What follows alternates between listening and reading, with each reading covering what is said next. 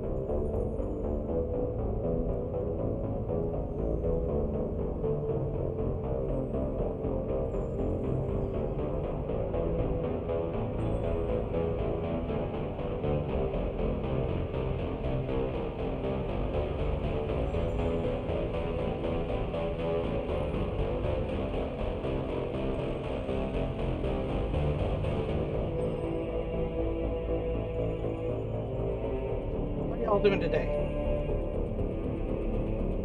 Good, bad, bored?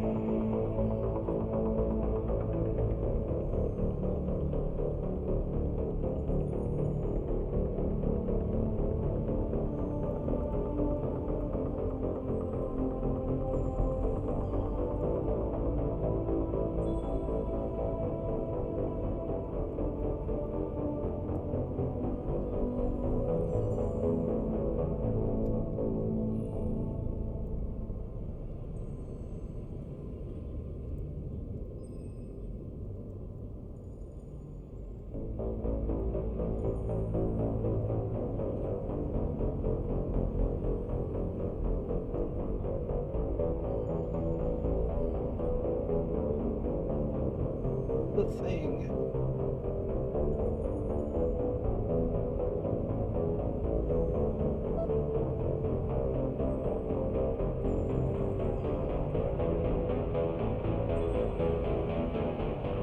Just setting up here.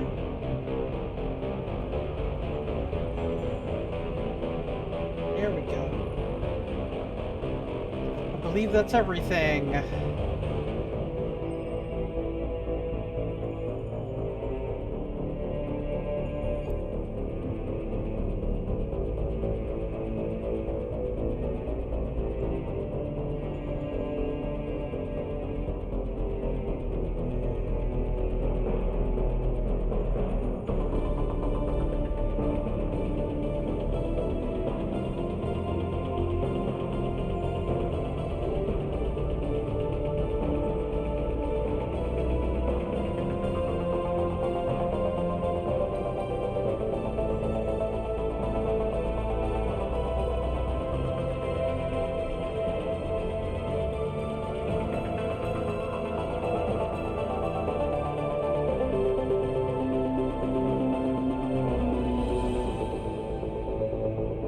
Alrighty.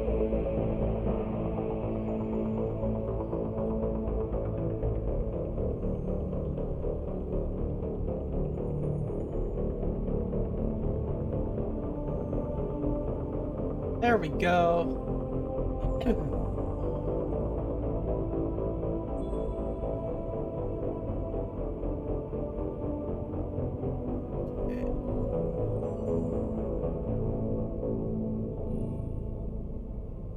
Alrighty.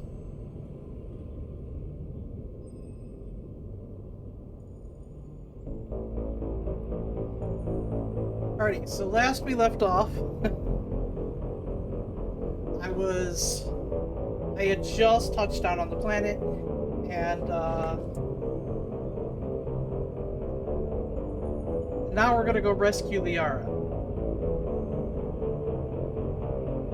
So this is gonna be a slightly shorter than my average stream, because I do have plans at 9 o'clock tonight, but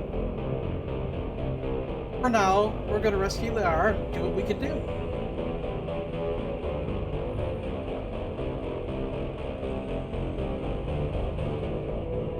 And as always, if you like the channel, go ahead and follow. If you don't like the channel, well then, why are you here? I mean, you're giving me views, so I don't mind if you don't like the channel. I will accept your hate watching as long as you don't spread hate around.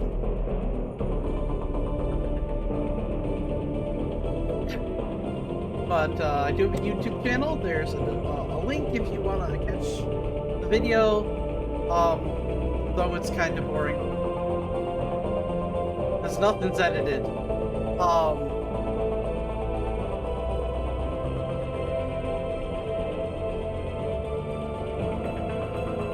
Alrighty, so we are going to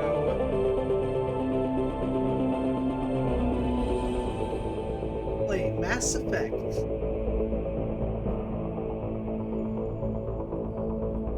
See how fast we can rescue Liara. And no, I'm not gonna try and I will get my car stuck. I do not want to do that again.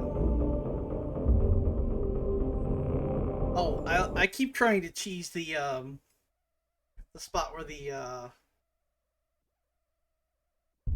they fixed that spot, because you used to be able to cheese that one spot and I'd drive the car through. It is sad, I can't do that anymore without getting stuck.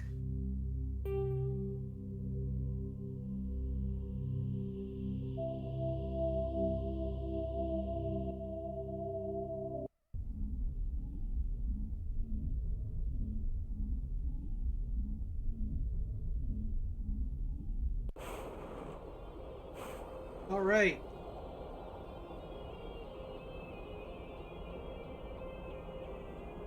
Yeah, okay.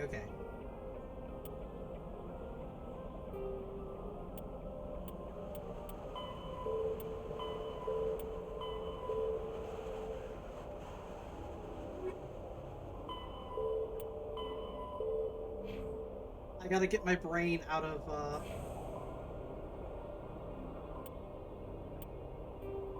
Final Fantasy mode, because that's what I was playing.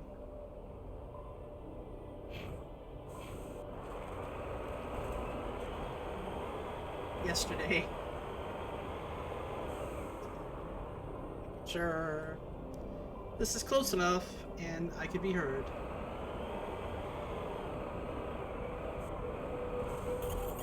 Okay, I got it now. Alright, I'm good.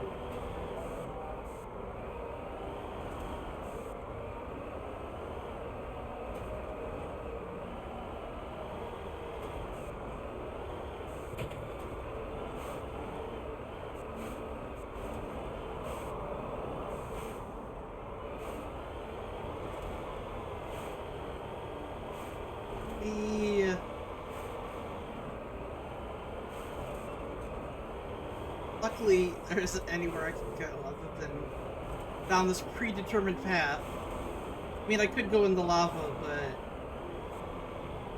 that'd be counterproductive to rescuing, Liara.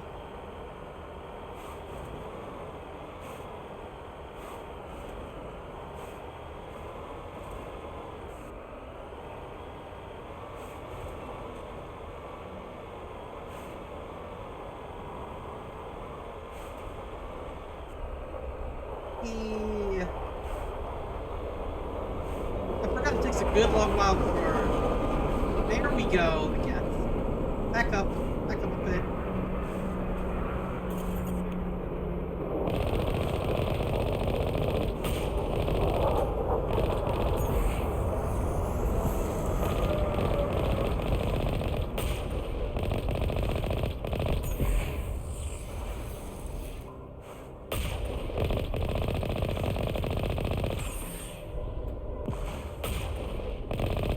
There we go. I did it! Easy enough.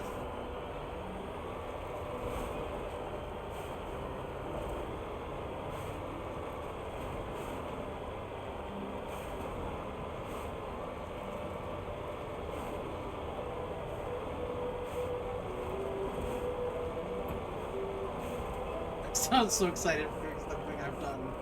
It's like dozens of times by now.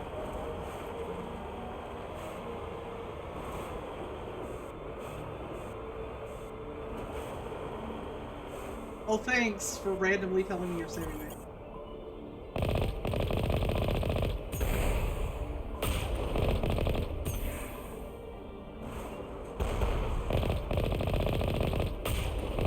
Oh, nice. There you go. Only a fool punches a knapsack in the mouth. We should sneak around and pull its tail. Haha!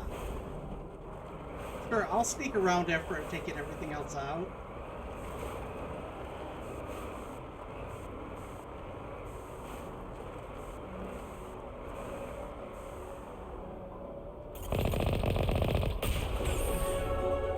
Oh, nice!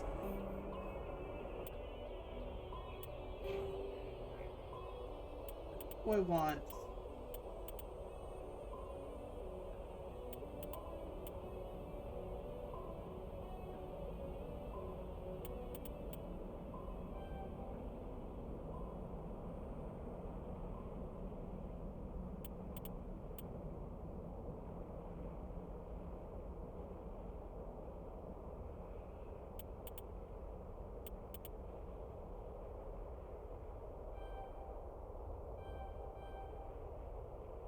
I'll take Unity, why not?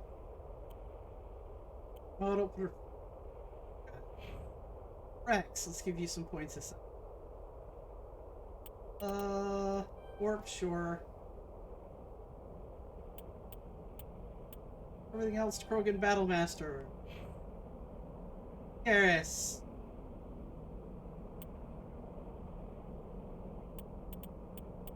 Oh, well, yeah.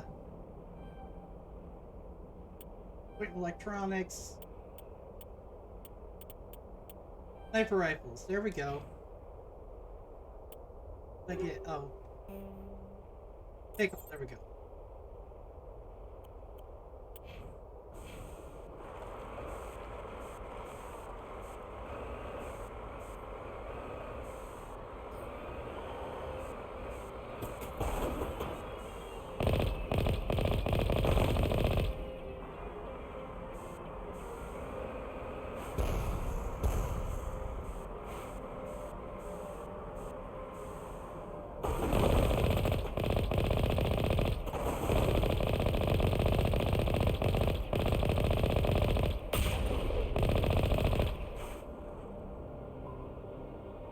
Or the camera one's oh no. Okay.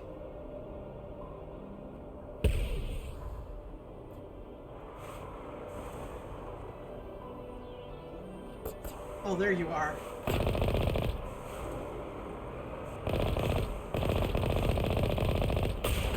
There you go. If I remember correctly, everyone else is inside.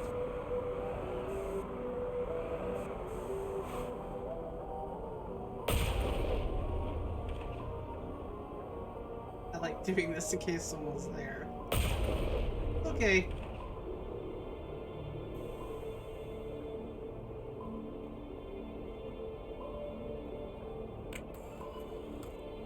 That's good.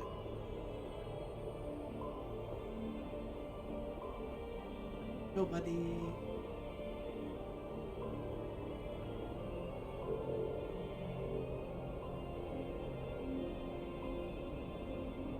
there's nobody in here. Okay. They're in the next room. Next one over.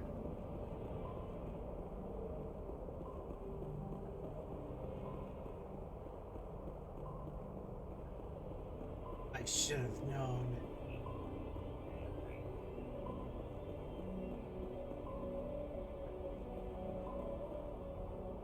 Nobody.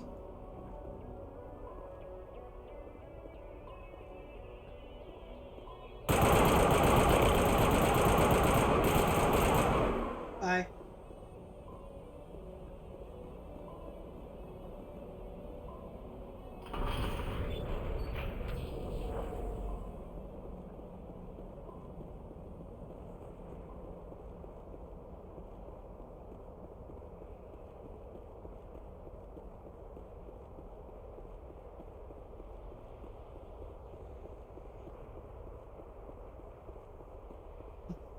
Yes, I want to kill everybody. So let's get the other Geth.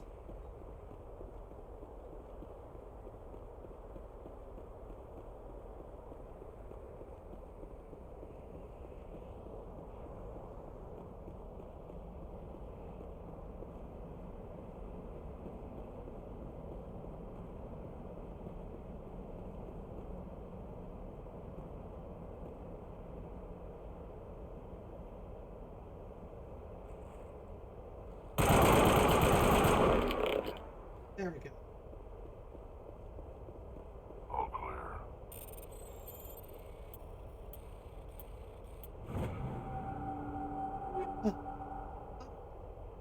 Korean armor. No, it's not. No, I doubt it's any good. Let's see how much better it might be.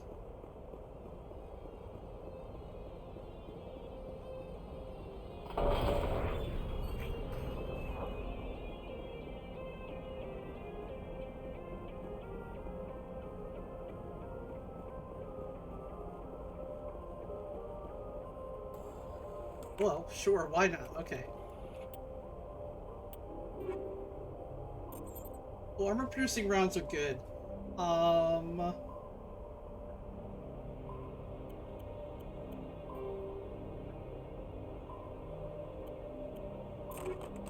Take that. And... oh, that's worse. By like 8 points. Got shields, but 1 less point of damage protection. I don't like that. I like better overall armor.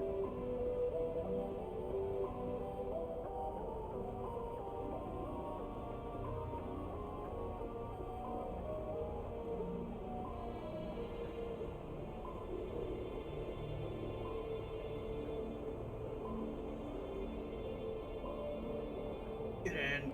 Oh, okay. There we go. Remember to stay hydrated. Thanks, Garrus. Okay.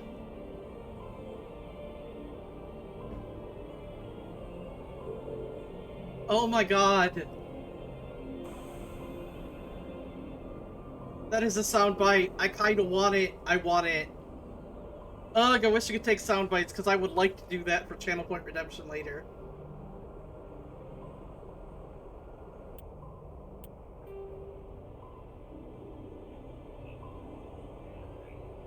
It's just to make me go that way.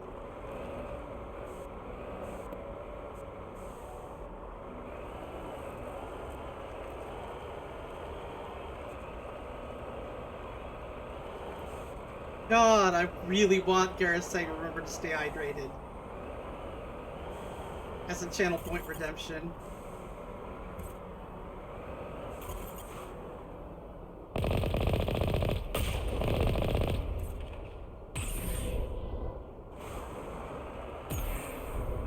Ah, you lost.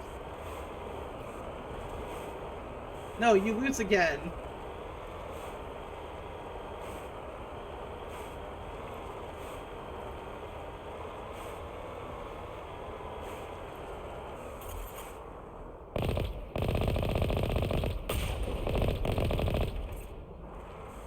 Ah.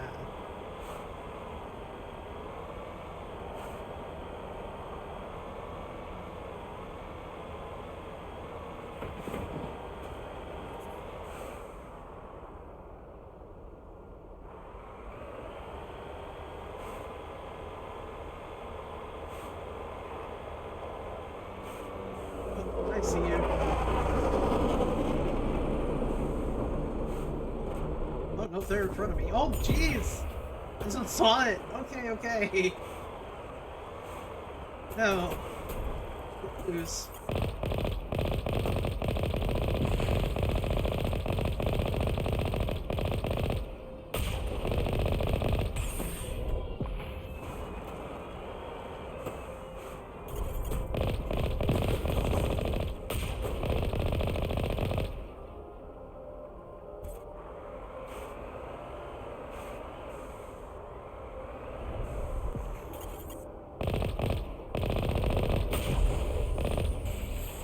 Oh, I did it.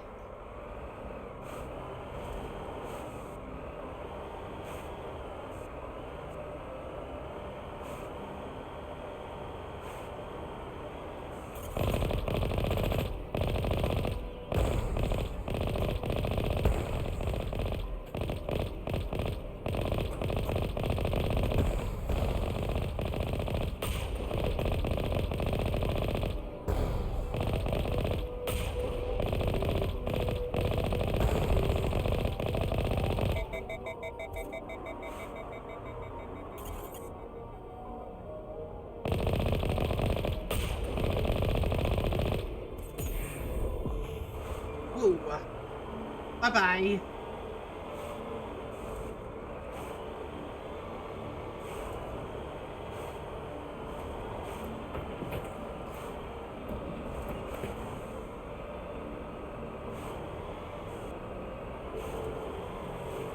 I wonder if anybody's actually tried to do this. No Mako no Mako challenge. I'm not doing it. I refuse. Just get out and walk the whole way. Oh, that'd be awful.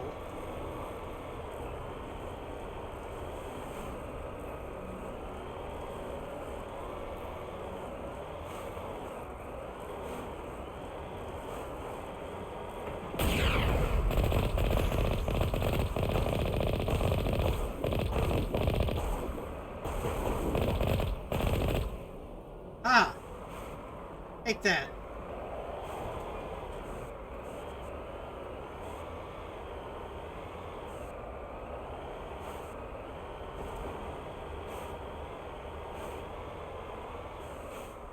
Oh, that's where that thing is. Okay.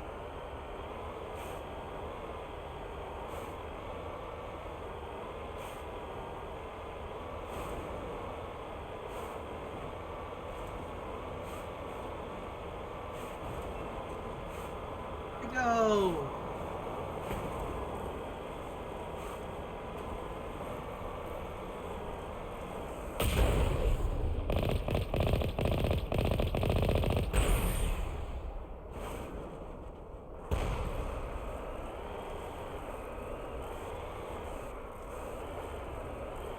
One second.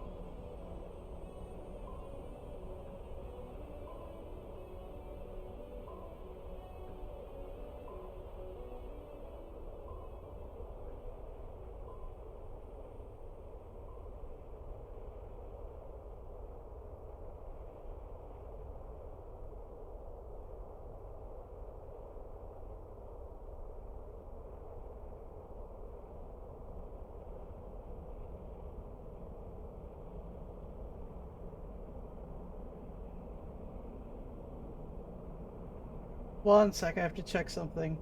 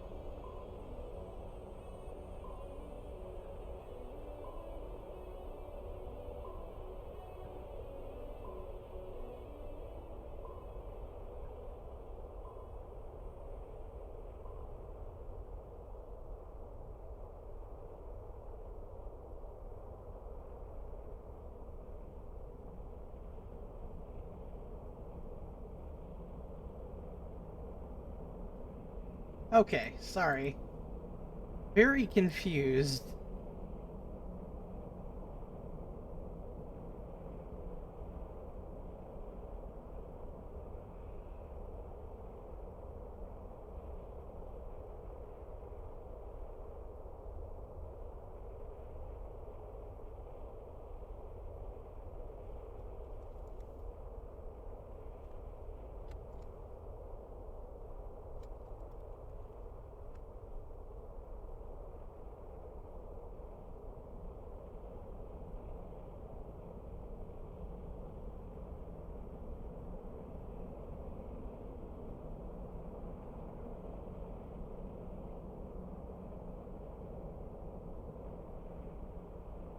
Alright, alright, alright. Back to game, sorry.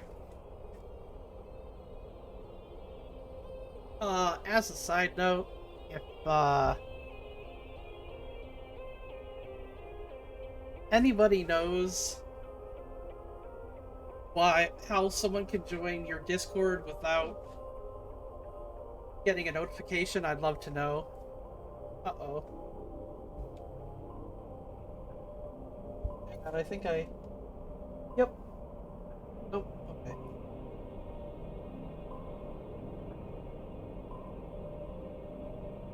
Okay.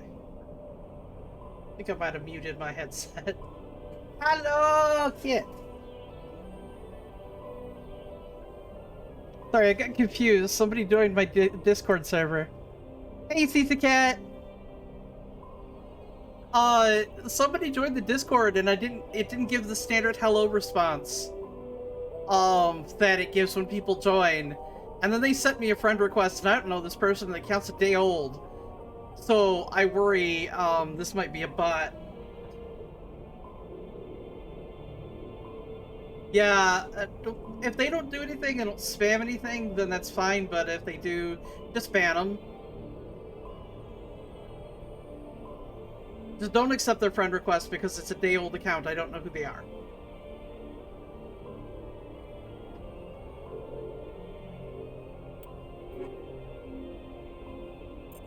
It could just be...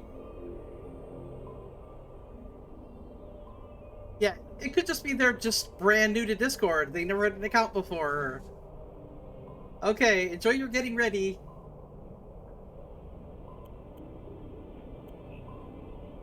Ooh, can I wear this? Yes, I can. Sweet.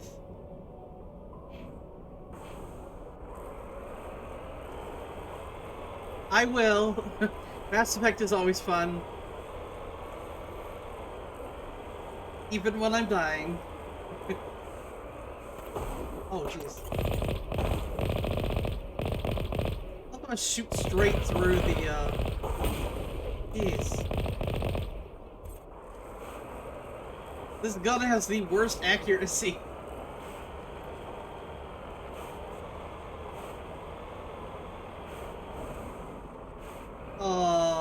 I'm sad.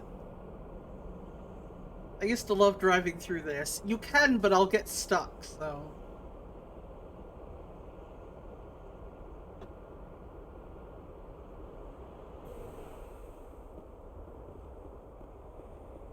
By the way, I had the best, random Garrus clip, and I want it if I ever get a channel point redemption. Because it's Garrus going, remember to hydrate, remember to stay hydrated, and I want it so bad.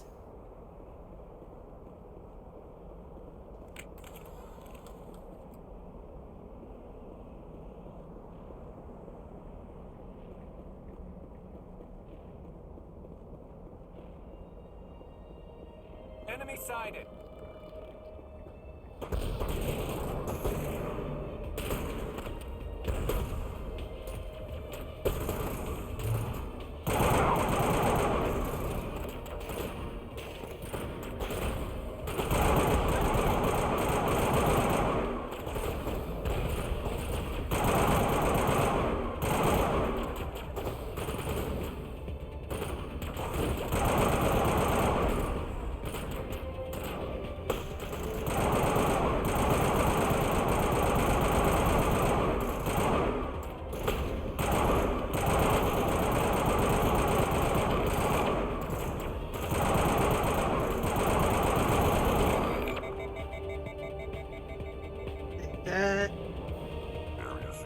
Oh my god, the holes. Oh, the holes are disappearing! Oh, that rock can regenerate.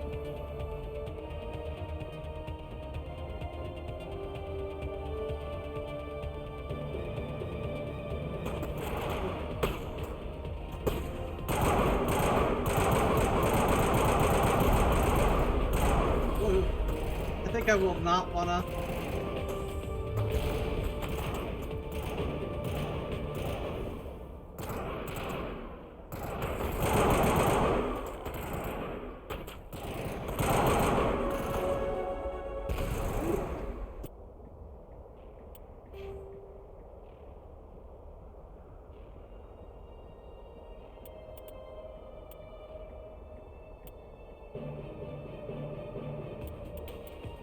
I can use first aid.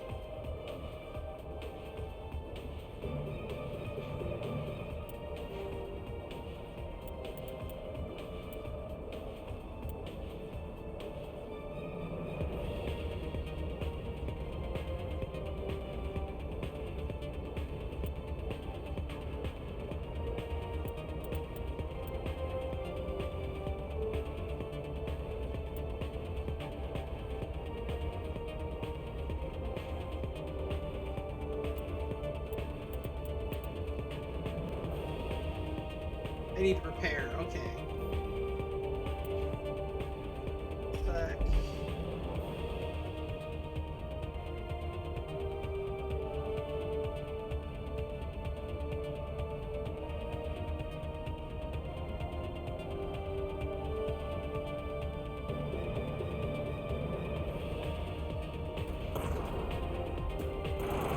Hey, oh, there's a person up there.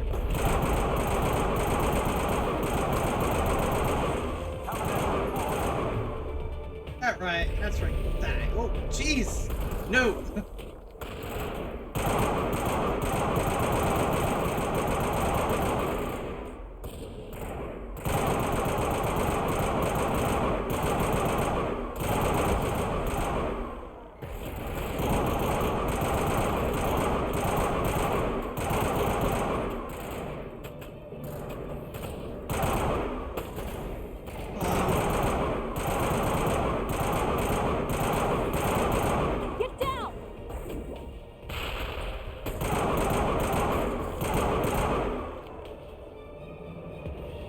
Okay, did I finally do it? I think I did.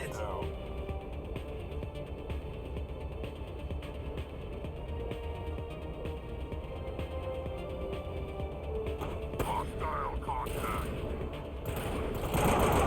Eric, stop trying to nudge me out of my spot. Jeez. Rude.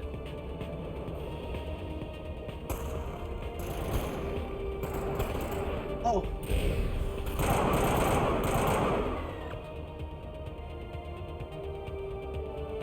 Perimeter clear. Could be.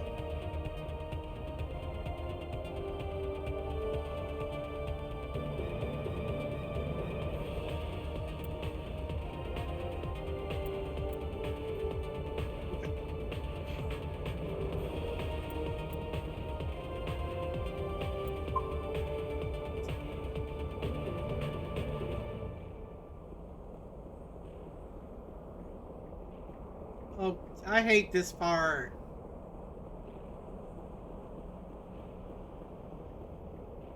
This part's terrible.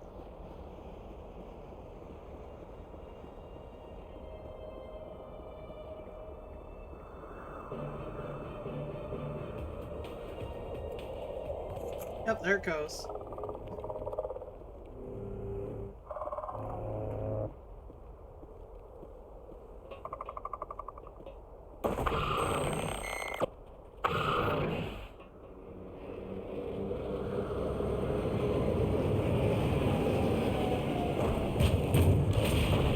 Oh, here we go.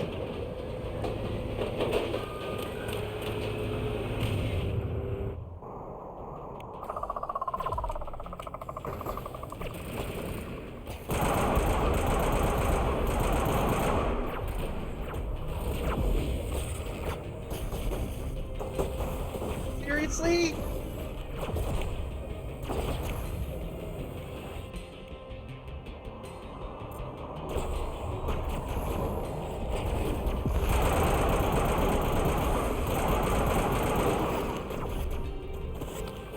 Oops.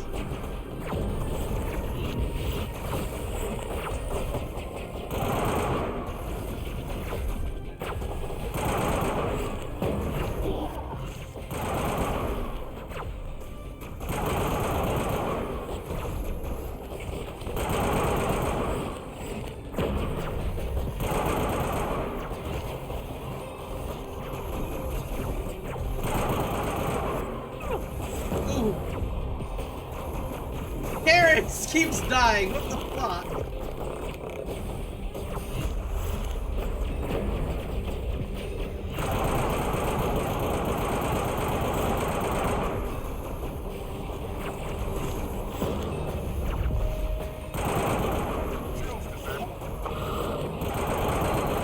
Got one!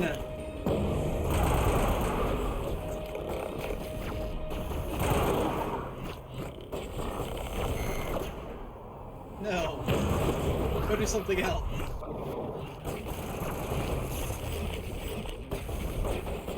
I'm not wasting another healing until that thing's gone.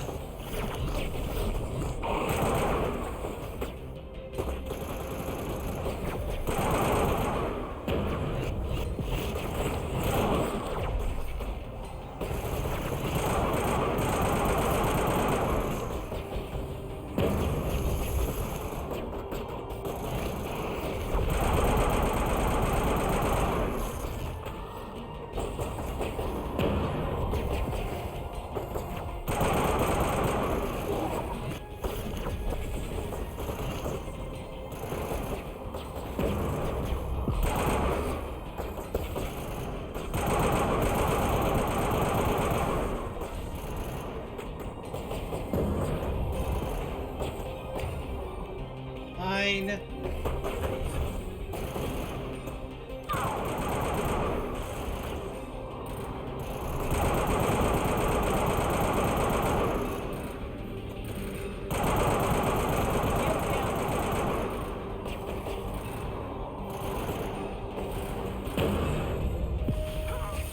Oh my god!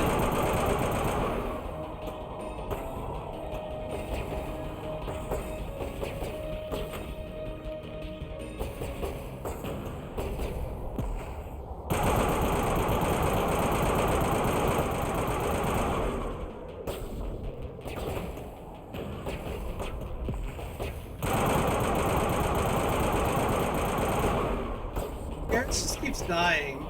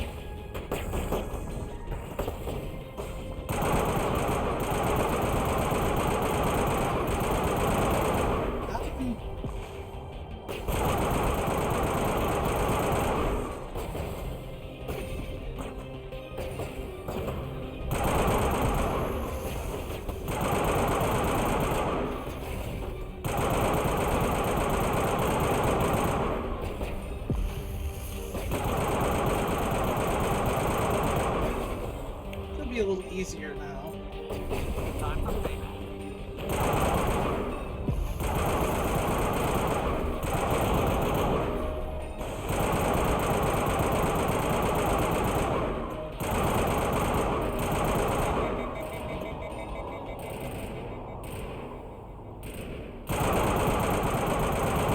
Yeah!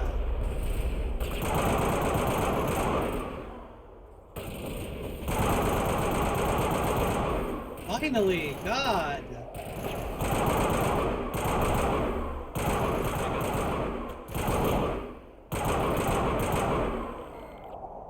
Oh, jeez.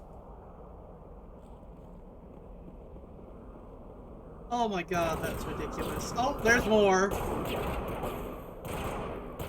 This is an OxyClean. But wait, there's more. Okay, all done. Nope, nope, I see it.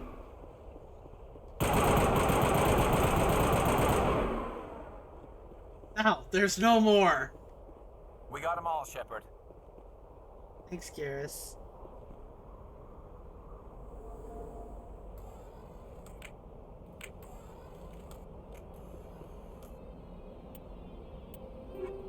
Ooh.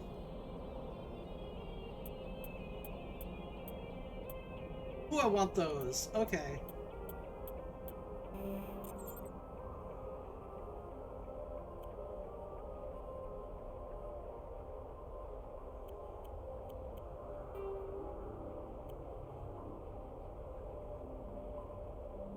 What is this? No.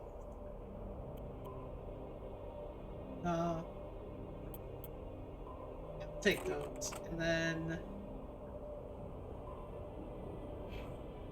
your Rex.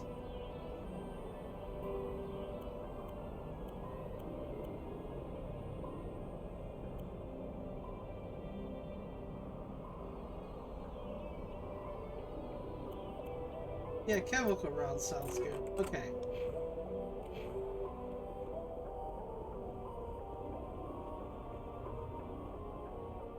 Get up there.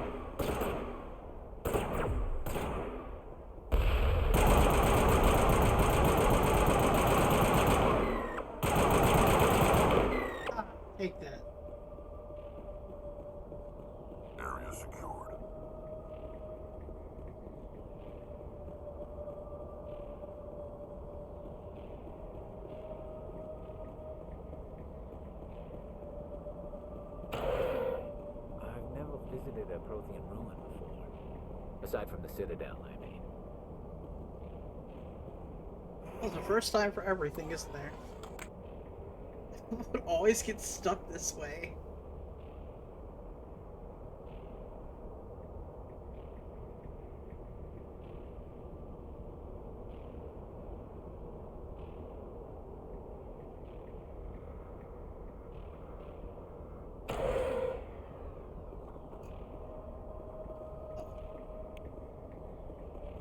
Thanks, I need that ready Engaging now. target. Oh, jeez.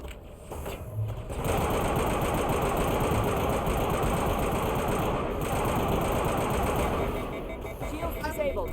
Go back here.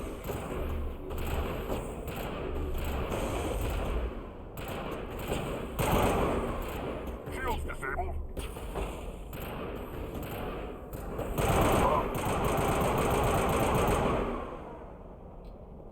Sterile white.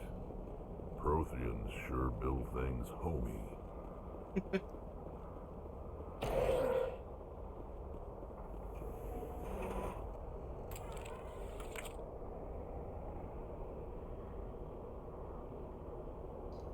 Ben.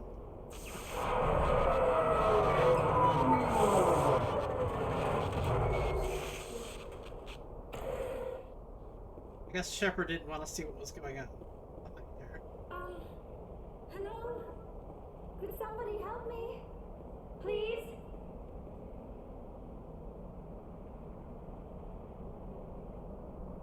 Can you hear me out there?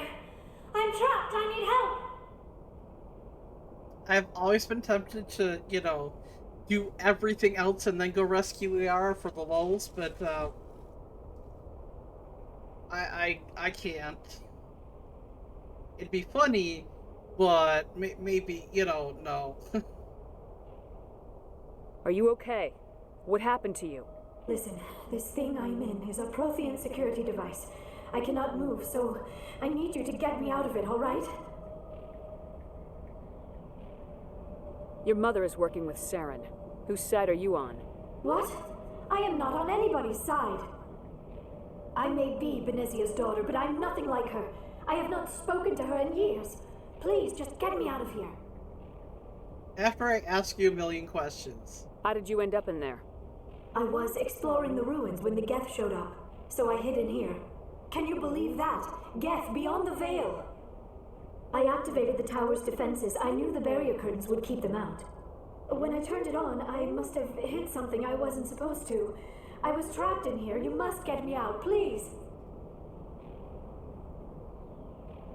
I could ask her about her mother again. That'd be silly.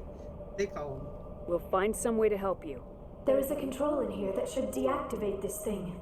You'll have to find some way past the barrier curtain. That's the tricky part. The defenses cannot be shut off from the outside. I don't know how you'll get in here. Be careful. There is a Krogan with the Geth. They have been trying different ways to get past the barrier. Well, I need that. Okay. Enemy sighted.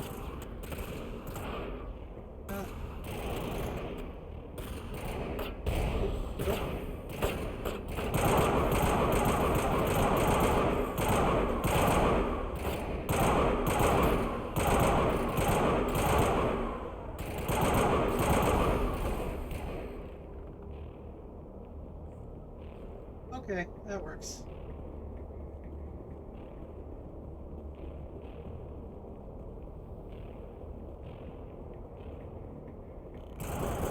Oh.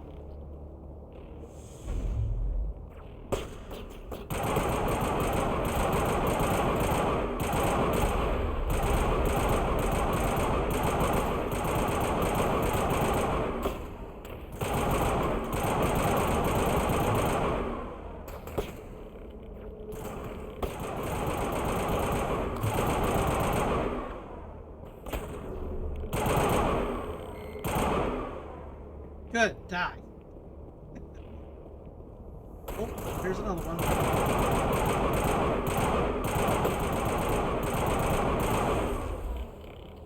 There we go.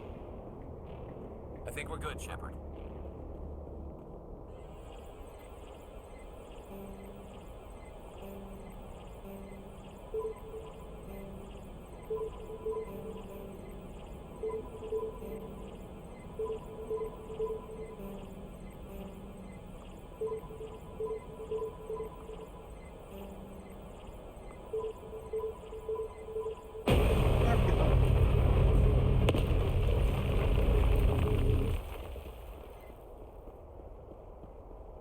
was mildly easy.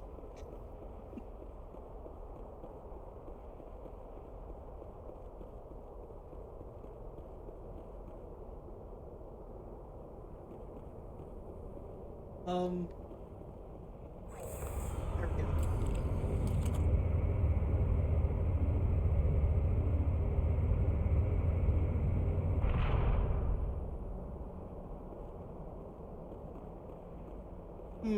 This isn't suspiciously set up with, hidey spots for a firefight. Not at all.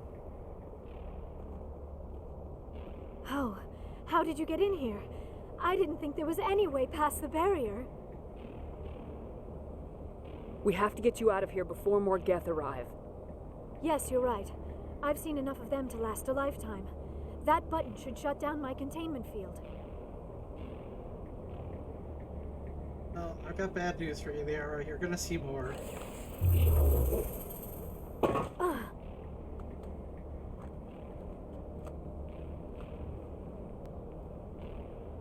Any idea how we get out of this place? There is an elevator back in the center of the tower. At least I think it's an elevator. It should take us out of here. Come on! I still cannot believe all this. Why would the Geth come after me? Do you think Benezia's involved? Saren's looking for the conduit. You're a Prothean expert. Obviously, he wants you to help him find it. The conduit, but I don't know. What the hell was that? These ruins are not stable. That mining laser must have triggered a seismic event.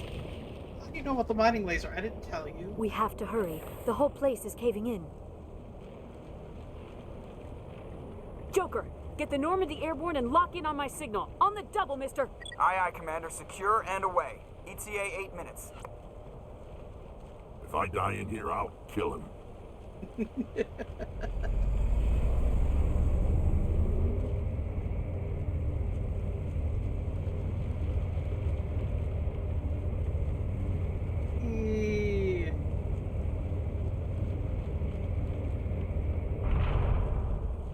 Oh.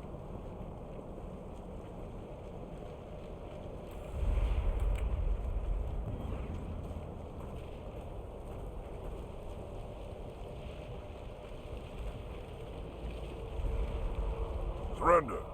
Or don't. That would be more fun.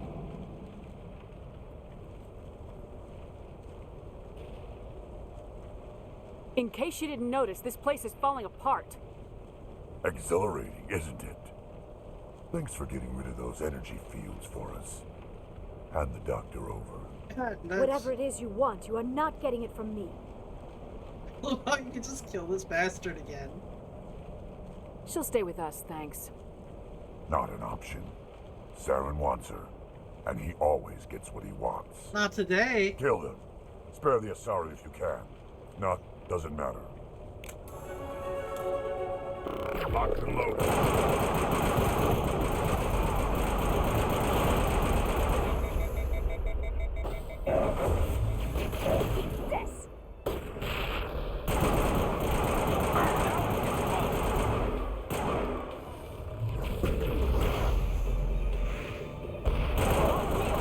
No.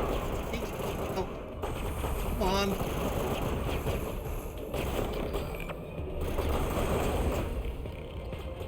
Shields down.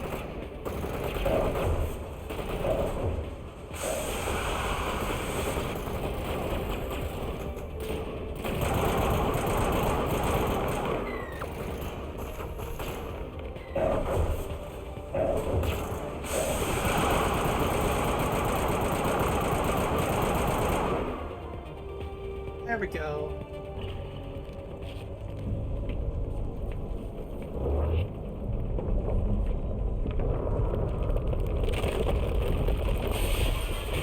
So let's stare at the crumbling thing and not move. That makes all the sense in the world.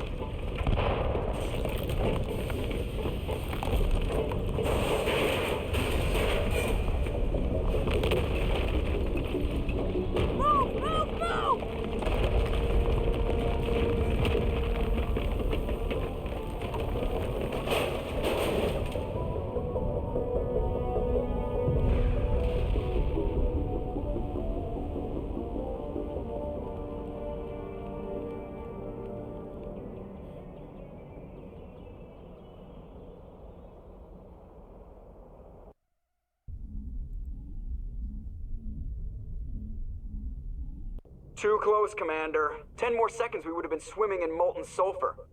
The Normandy isn't equipped to land in exploding volcanoes. They tend to fry our sensors and melt our hull. Just for future reference. We almost died out there, and your pilot is making jokes? I mean, he is kind of a jerk, but there you go. Joker pulled our asses out of there. I think he's earned the right to a few bad jokes. I see. It must be a human thing. I don't have a lot of experience dealing with your species, Commander. But I am grateful to you. You saved my life back there, and not just from the volcano. Those Geth would have killed me or dragged me off to Saren. What did Saren want with you? Do you know something about the conduit? Only that it was somehow connected to the Prothean extinction. That is my real area of expertise. I have spent the past 50 years trying to figure out what happened to them. Oh, 50 years. Just how old are you exactly? I hate to admit it, but I am only 106. Damn! I hope I look that good when I'm your age. A century may seem like a long time to a short-lived species like yours, but among the Asari I am barely considered more than a child. That is why my research has not received the attention it deserves. Because of my youth, other Asari scholars tend to dismiss my theories on what happened to the Protheans. I'm pretty sure I know. I've got my own theory on why the Protheans disappeared. With all due respect, Commander, I have heard every theory out there. The problem is finding evidence to support them. The Protheans left remarkably little behind. It is almost as if someone did not want the mystery solved. It is like someone came along after the Protheans were gone and cleansed the galaxy of clues. But here is the incredible part. According to my findings, the Protheans were not the first galactic civilization to mysteriously vanish. This cycle began long before them. Where'd you come up Interesting. with this theory? I thought there wasn't any evidence. I have been working on this for 50 years. I have tracked down every scrap and shred of evidence. Eventually, subtle patterns start to emerge, patterns that hint at the truth. It is difficult to explain to someone else. I cannot point to one specific thing to prove my case. It is more a feeling derived from a half-century of dedicated research. But I know I'm right, and eventually I will be able to prove it. There were other civilizations before the Protheans. This cycle has repeated itself many times over.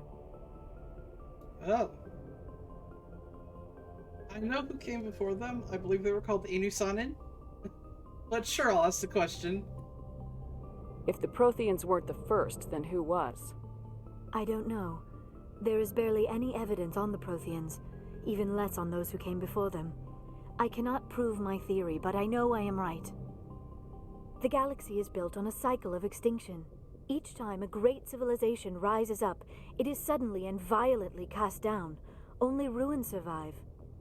The Protheans rose up from a single world until their empire spanned the entire galaxy. Yet even they climbed to the top on the remains of those who came before. Their greatest achievements, the mass relays and the Citadel, are based on the technology of those who came before them. And then, like all the other forgotten civilizations throughout galactic history, the Protheans disappeared. I have dedicated my life to figuring out why. I'll lend you one of my knowledge. They were wiped out by a race of sentient machines, the Reapers. The Reapers? But I have never heard of. How do you know this? What evidence do you have? There was a damaged Prothean beacon on Eden Prime. It burned a vision into my brain. I'm still trying to sort out what it all means. Visions. Yes, that makes sense. The beacons were designed to transmit information directly into the mind of the user. Finding one that still works is extremely rare. No wonder the Geth attacked Eden Prime. The chance to acquire a working beacon, even a badly damaged one, is worth almost any risk. But the beacons were only programmed to interact with Prothean physiology. Whatever information you received would have been confused, unclear. I am amazed you were able to make sense of it at all. A lesser mind would have been utterly destroyed by the process. You must be remarkably strong-willed, Commander. This isn't helping us Oh, find she's Sarah interested. or the conduit. Of course, you are right.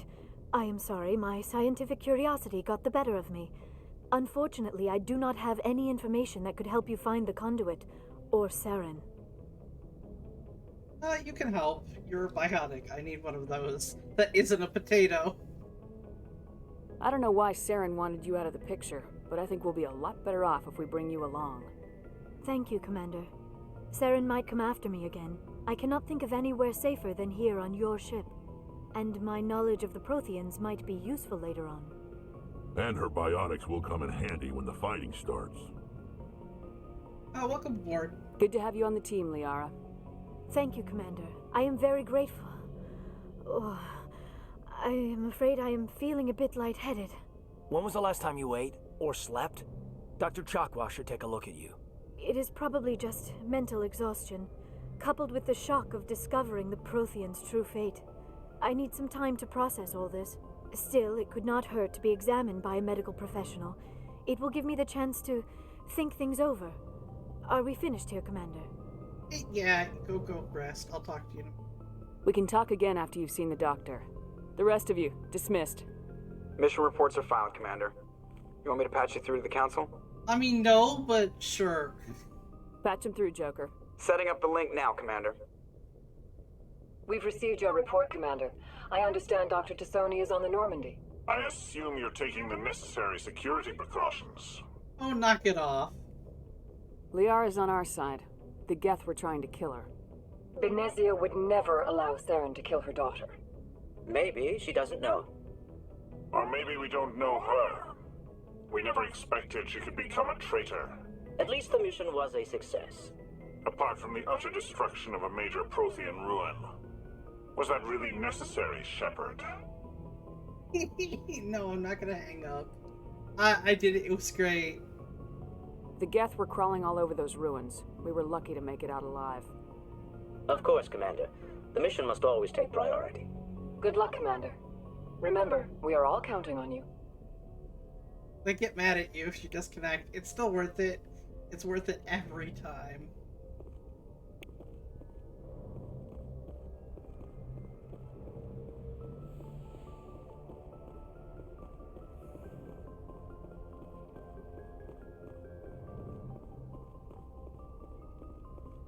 Oh. I'll take that. I prefer gold to silver, you know, for my medal. I figured you'd recommend me for one since I pulled your boots out of the fire. You don't want one. If we present you with a medal, you'll end up sitting on stage listening to politicians make speeches for a couple of hours. That's a good point. They'd probably make me shave, too. I spent the last 7 weeks working on this baby. No medal's worth that. So, Commander, why don't you tell me why you're really here? How's the Normandy performing? Is she everything they said she'd be? She's the best ship in the fleet. If you've got a pilot who knows how to handle her. Balance isn't what you'd expect. Takes a while to get used to that oversized drive core we got stuffed in the back, and her power can sneak up on you if you're not careful. The Normandy's probably too much ship for your average Alliance pilot, Commander. Lucky for you, I'm anything but average. I like to know my crew. Mind if I ask you a few questions? I can see where this is going. You did a background check on me, didn't you? Well, I'll tell you the same thing I told the captain. You want me as your pilot. I'm not good. I'm not even great. I am the best damn helmsman in the Alliance fleet. Top of my class in flight school, I earned that. All those commendations in my file, I earned every single one. Those weren't given to me as charity for my disease. I'm sorry, Joker. I didn't even know you were sick. You mean you didn't know? Oh, crap. Okay, I've got Vrolik syndrome, brittle bone disease. The bones in my legs never develop properly. They're basically hollow, too much force and they'll shatter. Even with crutches and my leg braces, it's hard to get around. One wrong step and crack! It's very dramatic. But I've learned to manage my condition, Commander. Put the Normandy in my hands and I'll make her dance for you. Just don't ask me to get up and dance unless, you know, you like the sound of snapping shin bones. Ow. Why does everyone call you Joker? It's a lot shorter than saying Alliance Flight Lieutenant Jeff Moreau. Plus, I love to make little children laugh. I was just thinking how much you remind me of Santa Claus. Look, I didn't pick the name. One of the instructors in flight school used to bug me about never smiling. She started calling me Joker, and it stuck. Why didn't you ever smile? Hey, I worked my ass off in flight school, Commander. The world's not gonna hand you anything if you go around grinning like an idiot. By the end of the year, I was the best pilot in the academy, even better than the instructors, and everybody knew it. They'd all got their asses kicked by the sickly kid with the creaky little legs. One guess who was smiling at graduation? I need to know more about this Rolex syndrome if I'm putting my ship in your hands. Yeah, of course you do. It's an extremely rare condition. Nobody knows exactly what causes it. Genetic, maybe. It's treatable, but there's no cure. They classify my case as moderate to severe. I was born with over a dozen fractures, hip, thighs, ankles. My bones were already breaking in the womb. 100 years ago, I wouldn't have survived past my first year. Lucky for me, modern medical science has turned me into a productive member of society. I can't believe that they wouldn't have found a treatment for this in 100 years. I'm sorry, 150 years, roughly. No, I don't believe that. At all. You're not gonna break a bone trying to fly the ship, are you? I don't fly with my feet, Commander, so I'm fine as long as I'm in this chair. I gotta be real careful when I get up to take a piss, though. I can do my job as well as anyone on the ship. Better, actually. So don't worry about it. I'm not trying to make you uncomfortable. Let's talk about something else. Whatever you want, Commander. Okay. I have to go. Alright, see ya. Alright, see ya.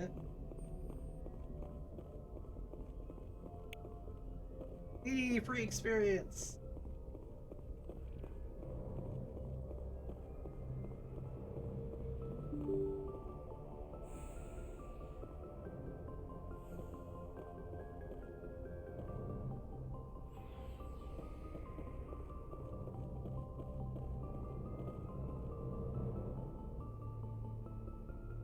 I'll talk to the landmine that is Caden in a moment.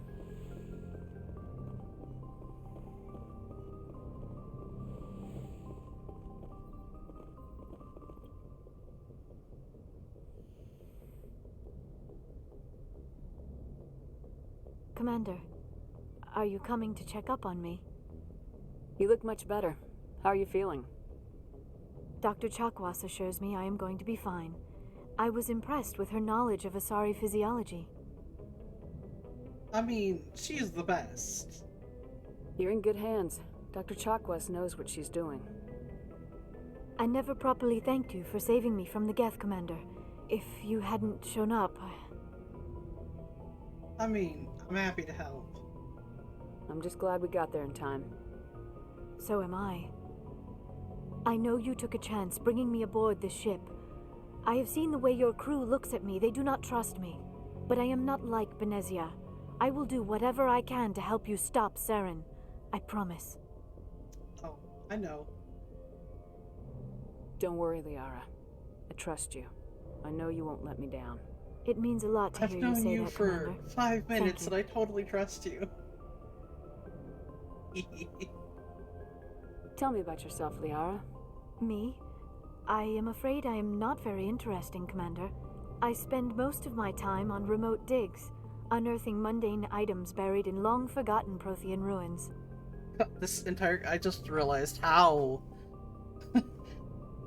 this conversation just sounds like Shepard sitting on Liara. You must get lonely. Sounds dangerous. And lonely. Sometimes I would run afoul of indigenous life forms or stumble across a small band of mercenaries or privateers, but I was always careful. Until the Geth followed me to Artemis Tau, I never found myself in any situation my biotics could not handle. As for the solitude, well, that is one aspect that most appealed to me. Sometimes I just need to get away from other people. I mean, I think I understand, but Shepard seems outgoing. You don't like other people? I suppose it comes from being a matriarch's daughter. People expected me to follow in Benezia's footsteps. They wanted me to become a leader of our people. Matriarchs guide their followers into the future. They seek the truth of what is yet to come. Maybe that's why I became so interested in the secrets of the past. It sounds so foolish when I say it out loud. It sounds like I became an archaeologist simply to spite Benezia. I mean, lots of us do that. All children rebel against their parents. It's a natural part of growing up. Aha, you share the wisdom of the matriarch, Shepard. That is exactly what Benezia said when I told her of my decision. But there was more to it than that. I felt drawn to the past. The Protheans were these wondrous, mysterious figures. I wanted to know everything about them. That is why I find you so fascinating. You were marked by the beacon on Eden Prime.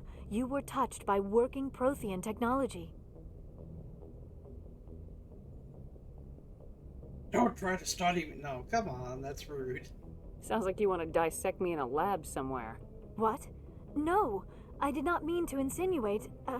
I never meant to offend you, Shepard. I only meant that you would be an interesting specimen for an in-depth study. No, that's even worse. That's just adorable. Calm down, Liara. I was only joking. Joking? Oh, by the goddess, how could I be so dense? You must think I am a complete and utter fool. Now you know why I prefer to spend my time in the field with data disks and computers. I always seem to see something embarrassing around other people.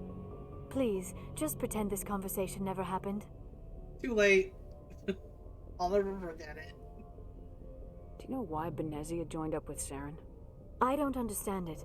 She was always outspoken about the need for the Asari to become more involved in shaping galactic events. Maybe she thought allying herself with Saren would somehow be for the greater good in the long run. At least I hope so. Maybe she's just evil. This hurts you, doesn't it? None of this makes any sense to me. I have not spoken to Benezia in many years, but I know her, and this was not like her. Something changed. I'd like to know more about the Asari. We were the first species to discover the Citadel. We were instrumental in forming the Council, and we always strive to be the voice of peaceful cooperation in galactic disputes. My people believe we are all part of a single galactic community. Each species contributes something to the greater whole. Although we seek to understand other species, it seems few of them seek to understand us. The galaxy is filled with rumors and misinformation about my people. Like what? Most of the inaccuracies are centered around our mating rituals. My species is monogendered. Male and female have no real meaning for us. We still require a partner to reproduce. This second parent, however, may be of any species and any gender. Wow, I can be totally no, ew. 2007 was a different... I don't understand. Your species can mate with anyone? Mating is not quite the proper term, not as you understand it.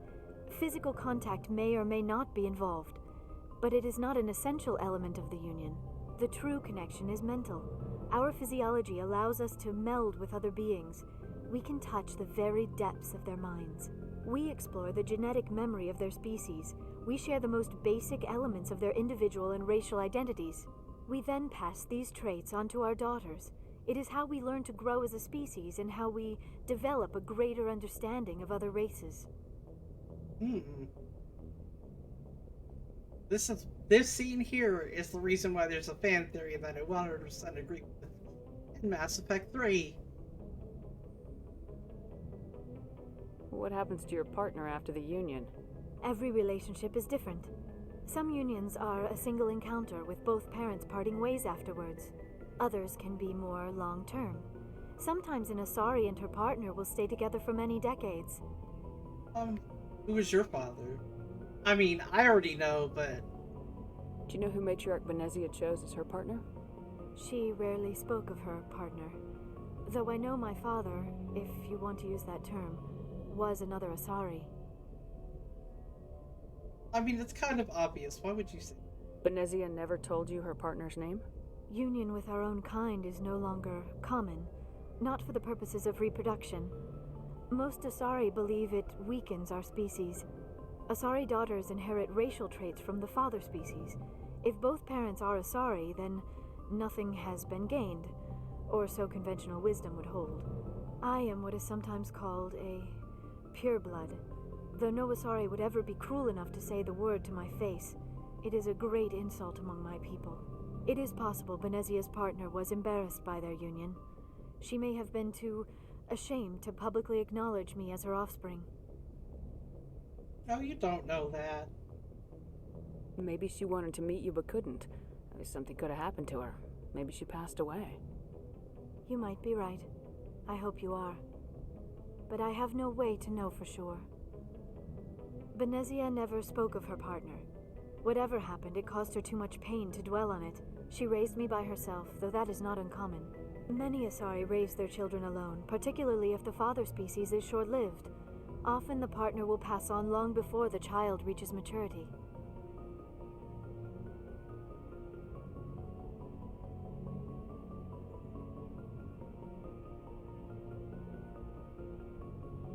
You Asari live for 1,000 years. What happens when your partner dies? Few sapient species live as long as my kind. We have learned to take a philosophical approach to our unions. We do not focus on the inevitable loss of our partners. Instead, we enjoy the time we spend with them. And even after they're gone, a part of them lives on in us. The union is a connection that transcends both time and space. Space elves. I should go. Goodbye, Shepard.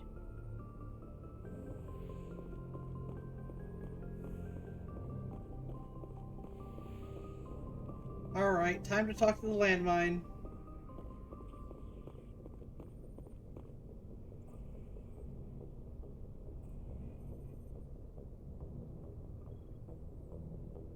Commander, do you have a minute? For what? What's on your mind, Lieutenant? Off the record, I think there's something wrong here. This Saren is looking for records on some kind of galactic extinction, but we can't get backup from the Council? Sorry, Commander. There's writing on the wall here, but someone isn't reading it. Don't worry about it. We'll get things done. I'd rather operate independently than have the brass on our backs anyway. I hear you. It just seems like a group that's been around as long as the Council should see this coming. I mean, it's funny, we finally get out here, and the final frontier was already settled, and the residents don't even seem impressed by the view. Or the dangers. No. An old-fashioned view. Well. You're a romantic. Did you sign on for the dream, Malenko? Secure a man's future in space? Yeah, I read a lot of those books when I was a kid, where the hero goes to space to prove himself worthy of a woman he loves, or, you know, for justice.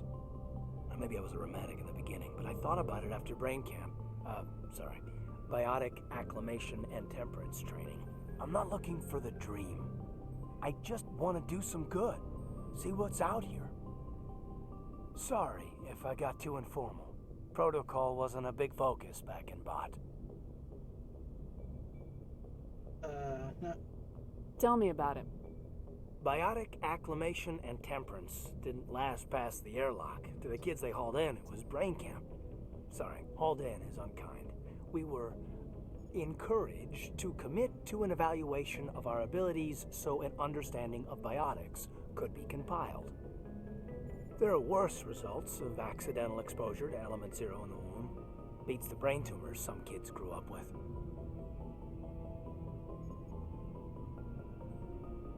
Damn corporations. I mean, I honestly agree with that. Is there some question about how you were exposed? My mother was downwind of a transport crash. It was before there were human biotics, a little after the discovery of the Martian ruins.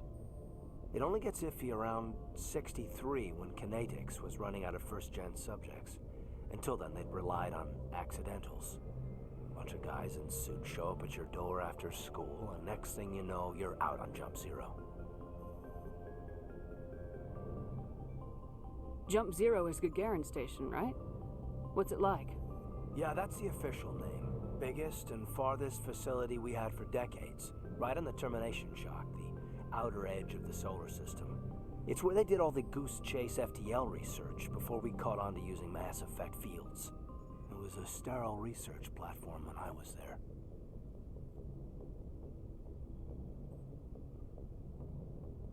There were other kids in the same boat, right? At least you weren't alone out there. That's true. We did have a little circle that'd get together every night before lights out. We didn't have much to do, though. It was a research platform then, and Kinetics kept Jump Zero off the extranet to prevent leaks. Talk. Then you must have had plenty of time to get to know each other. Yeah, we'd sit around and bull every night after dinner, play cards or network games. There was this girl named Rana, who had a little circle grow up around her. She was from Turkey. Her family was very rich, but she was smart and charming as hell. Beautiful, but not stuck up about it. Like you, I guess. Ma'am. No, Kaden, no. You know of any intentional exposures for certain? No one knows. Doesn't mean they didn't happen. As big as the exposures were, it was hard to track down accidentals.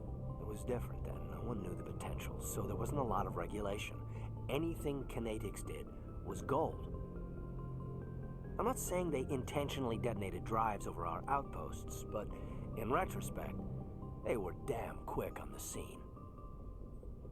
Yeah, probably did. Jump Zero's a long way from home. What was it like? The grand gateway to humanity looks a lot better in the vids. Anyway, this was supposed to be a casual debrief, not a bull session about stuff that happened years ago. I'm gonna try and keep... Kaden. I pretty much gave up waiting for the good part. Bad habit, ma'am. I do tend to run off at the mouth. I will work on it for my next review. Sorry to have wasted your time, ma'am. It won't happen again. Oops, oh well. I think I missed out on possibly hearing more stories from Kaden. But I do not want him thinking I'm hitting on him.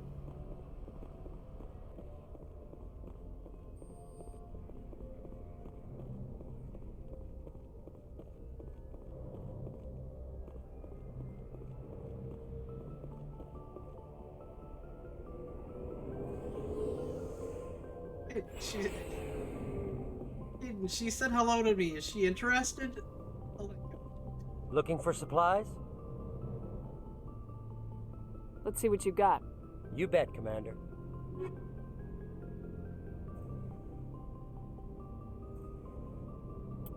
Oh, I'd like to buy that. That. Well, see, this is good armor. This is very good armor. I can afford it.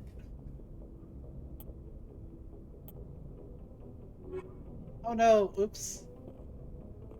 I need to sell things. Looking for supplies? Let's see what you got. You bet, Commander. I need to put that on my weapon.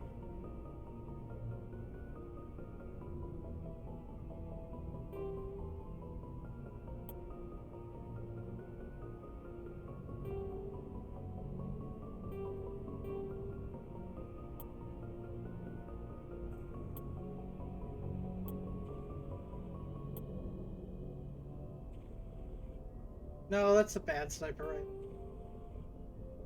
Not good armor.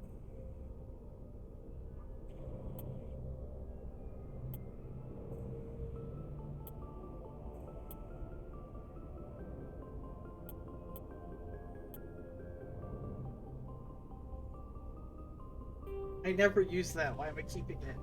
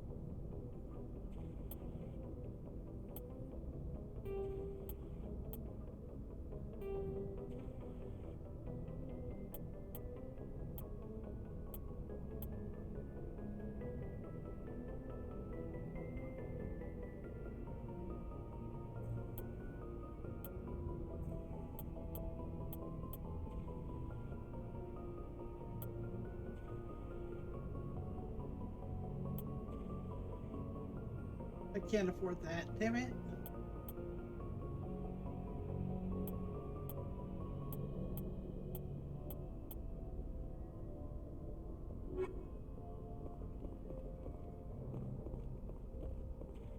Commander, how are you?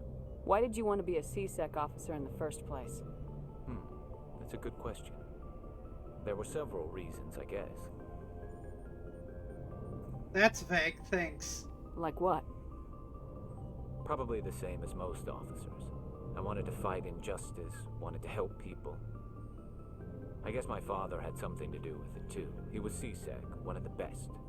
I grew up hearing about his accomplishments or seeing his picture on the vids after a big arrest. He's taking my resignation pretty hard. I mean, it's understandable. That's tough. But you'd think he'd be impressed you're going after Saren. My father's a C-Sec man to the bone. Do things right or don't do them at all, he says. He thinks I'm being too rash, too impatient. He's worried I'll become just like Saren. He actually talked me out of becoming a Spectre when I was younger, for the same reasons. Oh. You were asked to be a Spectre. Well, I was Some targeted fake as a interest. possible Stop Spectre that. candidate, me and about 1,000 other Turian military recruits. I could have received special training, but my father didn't like it. He despises the Spectres. He hates the idea of someone having unlimited power with no accountability. He wouldn't like you, Commander. No offense. I take all the offense. No. I suppose I can understand his concern. You can. But Saren's not going to play by our rules, C-Sec's rules. If you want to nail Saren, you need to send someone who isn't restricted by policies and procedures. Well, we're going to keep Gareth on the straight and narrow path. Just because you can break the rules doesn't mean you should. I don't need to stoop to Saren's level to stop him. And neither do you, Garrus. I see what you mean, but I'll think about it. Thanks, Commander. Alright, let's go talk to Rex. So, we've got Saren on the run. Oh yeah. We do. It won't be long now. Saren's good, but I'm better. Good. He's rotten. To the core. I could tell as soon as I met him. Of course. Why didn't you tell me this sooner? I would have if I thought it was important. Sure. Everybody's got secrets. I think I'd like to hear about it just the same. This was a while ago. A bunch of mercs were bragging about a job out near the edges of the Terminus systems. They said it paid well and the boss was never around to ride them. They said he was looking for more men, too. So I checked it out. Yep. I mean, not many job prospects for Krogan, other than to kill people. I didn't know Saren was openly recruiting mercs. It wasn't that open, and he only showed his face once. We'd been raiding ships in the area for months when we took out this massive cargo freighter. Our biggest haul yet. I was on board checking bodies for valuables, looking for some extra credits. That's when I saw him. What did Saren want with the ship? I don't know what he wanted. He was just moving through the ship, watching. A couple of the mercs called him by name, but he never spoke to them. Never spoke to anyone. I had a really bad feeling about him, so I got the hell out. Didn't even wait to get paid. I have a bad feeling about this. It is Star Wars. It's in every game, and it's a Star Wars reference. What kind of cargo was the freighter carrying? What was Saren after? I don't know. All I saw on that ship was food and medical supplies. There were some basic weapons, but nothing big. If there was anything of value on that ship, I didn't see it. That's why I didn't mention it sooner. Whose ship was it? There was a Volus trading vessel. Big one. Lots of guards. But they were no match for us. That's the only time you saw him? Yeah. Didn't even know who he was. Still wouldn't if I hadn't joined up with you. But my instincts were right. Every other merc on that mission turned up dead within a week. Every damn one. Are your people really dying? We're sure not getting any stronger. We're too spread out. None of us are interested in staying in our own system. I mean, nobody is. Lots of species have left their homes and prospered. But they go to colonize new worlds. We're not settlers. We're warriors. We want to fight. So we leave. Hire ourselves out. And most of us never go back. What can you tell me about the genophage? Ask the Solarians if you want details. They made it. All I know, it makes breeding nearly impossible. Thousands die in stillbirth, and most never get that far. Every Krogan is infected, every one. And no one's rushing to find a cure. I mean, why would they, you know? It's not their people. Why don't the Krogan try to find a cure? When was the last time you saw a Krogan scientist? You ask a Krogan, would he rather find a cure for the genophage or fight for credits? He'll choose fighting every time. It's just who we are, Shepard. I can't change that. Nobody can. So long, Rex. Shepard.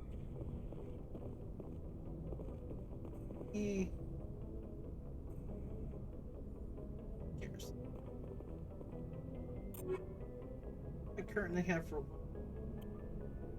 Ooh, yeah, I want to buy the armor for Garrus before I go. Commander? What's your opinion of the last mission? Not sure I buy Dr. Tassoni's story about her and her mom not talking. They're family, right? I totally believe her. Even though I've only known her for 5 minutes. I think she's being straight with us. Or at least I don't think she lies very often. Yeah, she's probably really bad at it. Hey, want me to ask her about her sex life? Might be illuminating. Oh, the way she said that was like awful. I don't think she's used to teasing, good-natured or otherwise. No fun, Commander. Too bad those ruins got destroyed. I mean, they lasted thousands of years. That's impressive. Do you have a few minutes to talk? One-on-one? Sure. I was hoping to get a minute of your time. Off the record. Yeah, sure, why not? I keep an open door policy. If you have any concerns, lay them on me. All right. I know things are different aboard the Normandy, but I'm concerned about the aliens, Vicarian and Rex. With all due respect, Commander, should they have full access to the ship? I mean, I want to call her out on it, but... They may not serve the Alliance, Chief, but they're allies. At least as far as Saren goes. This is the most advanced ship in the Alliance Navy. I don't think we should give them free rein to poke around the vital systems. Engines, sensors, weapons. You don't trust the Alliance's allies? I'm not sure I'd call the Council races allies. We, humanity, have to learn to rely on ourselves. Standing up for ourselves doesn't mean standing alone. I don't think we should turn down allies. I just think we shouldn't bet everything on them staying allies. As noble as the council members seem now, if their backs are against the wall, they'll abandon us. Cynical, but slightly true. You got a pessimistic view of the universe, Williams. A pessimist is what an optimist calls a realist. Look, if you're fighting a bear and the only way for you to survive is to sick your dog on it and run, you'll do it. As much as you love your dog, it isn't human. It's not That racism, is not true. Really. Members of their species will always be more important to them than humans are. I would have the dog run. But that's me. Oh no, it's racism. Try that again, Ashley. These seem like deeply held beliefs, Williams. What made you think this way? My family's defended the Alliance since it was founded. My father, grandfather, great-grandmother, they all picked up a rifle and swore the oath of service. I guess we just tend to think of Earth's interests as our own. It doesn't sound like you've worked with aliens before. No, ma'am. Mainly I've been groundside, part of the surface garrison forces. I did get a rotation on a space station for training. Every Marine a rifleman, every rifleman ZG certified. That's odd. Your record is spotless and your technical scores are exemplary. You should be serving with the fleet. Anyway, that's why I haven't served with many aliens, Commander. And she dodges the question. You're lucky. I lost my family on Mindoir. Are you related to anyone I'd have heard of? Couldn't say, Commander. I read about Mindoir. The Alliance screwed the pooch on that one. Should have had a bigger garrison. Is that why you're out here? To take the fight to the pirates? No. The future of humanity is out here. There's so much we haven't seen yet. Yeah. I still remember my first field exercise on Titan. When we hit mud, the reality hit me. I'm the first person who ever stood here. Then my drill instructor kicked me in the ass. I went face first into the muck. He spent the next 5 minutes chewing me out for gold bricking. Don't tell me you had Gunny Ellison. He's the only one who uses that word to describe shirking duty. Oh, Lord. You went to the Macapog boot camp, too? Yeah. Gunny Ellison's still reaming out recruits down there. Kicking ass and using words like inveigle and pusillanimous.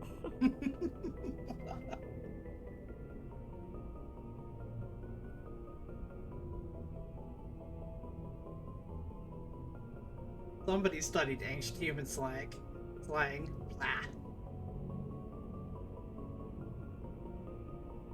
It doesn't sound like you've worked with aliens before. No, ma'am. Mainly I've been groundside, part of the surface garrison forces. I did get a rotation on a space station for training. Every Marine a rifleman, every rifleman That's CTs. odd. Your record is spotless. Anyway, that's why I haven't served with many aliens, Commander.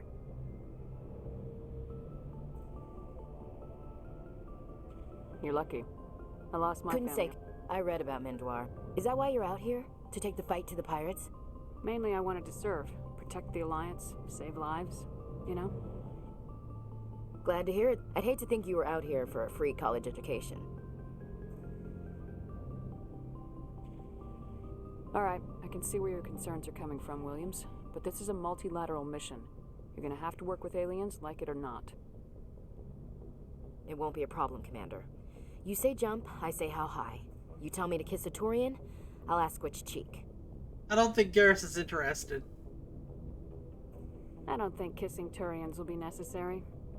You never know, Commander.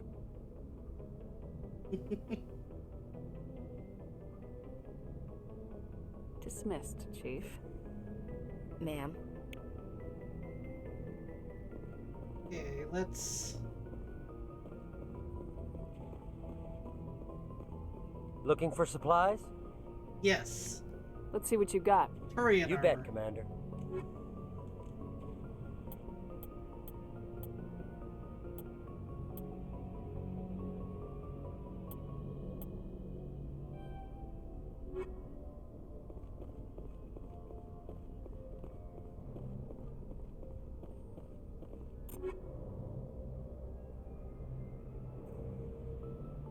Ah, so much better.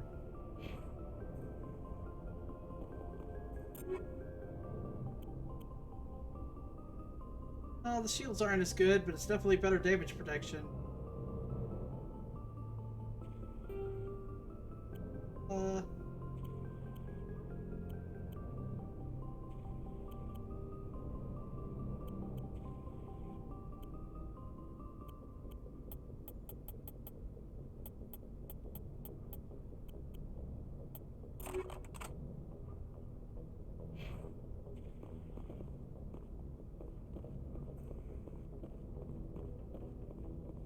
One more person to talk to.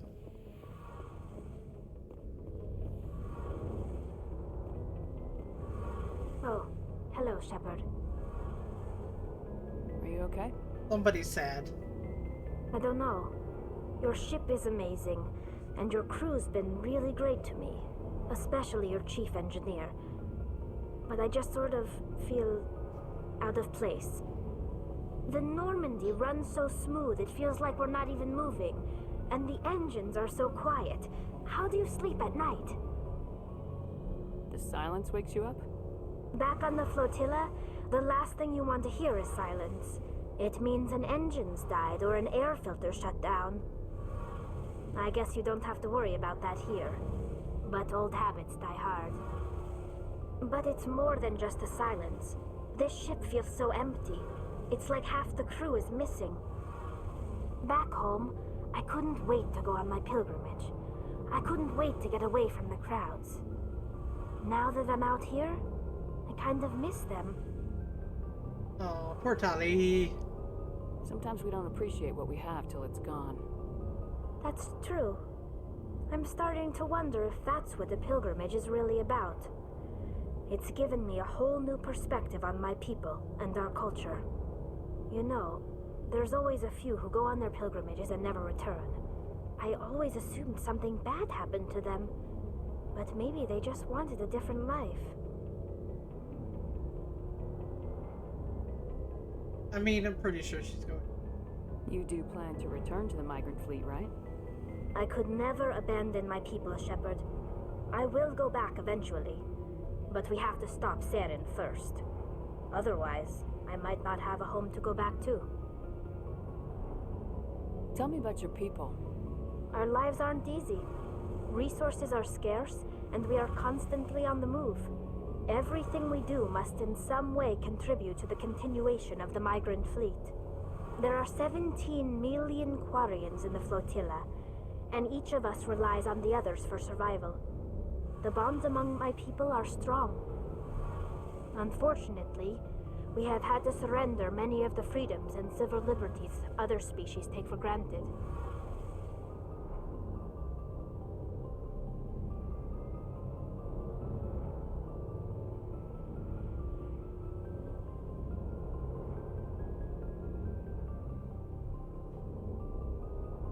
Like what? What kind of freedoms?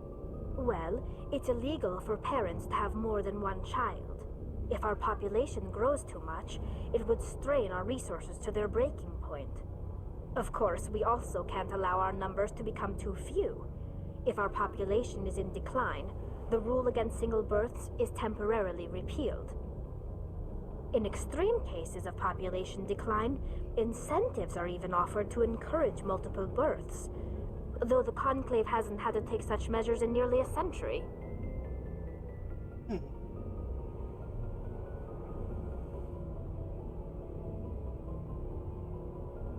That's your government. The Conclave is our civilian branch of government. Each ship can elect a representative to serve on the Conclave and make decisions that affect the fleet as a whole. On matters that affect an individual ship, however, the captain has the final say. It's a tradition that dates back to the early days, when the fleet was governed by martial law. Fortunately, most captains nowadays are smart enough to have an elected council from their crew to give them advice and guidance. I mean, it's kind of obvious. They'd be democratic. They're such a small community. So the ultimate power rests with elected officials? In practice, the Conclave and the respective council for each ship tend to set the rules that govern our daily lives. But in theory, we are still under military jurisdiction.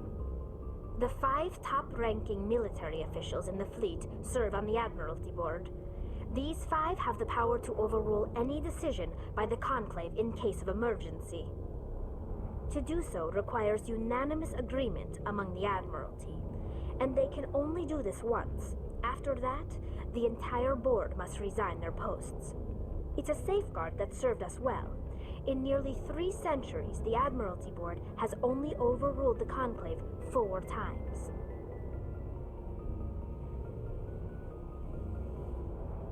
I want to know more about the Geth. I doubt I can tell you anything you don't already know. It's been almost 3 centuries since they drove my people into exile. All I know is the story of their origins. What they were when we created them, and how they turned on us. I want to know. I mean, I already know, but I want to know. Interesting. The Geth were originally created to serve as an automated manual labor force. Initially, their intelligence was as limited as any VI. Over time, we made small modifications to their programming to allow them to perform more varied and complex tasks, bringing them closer and closer to true AI status.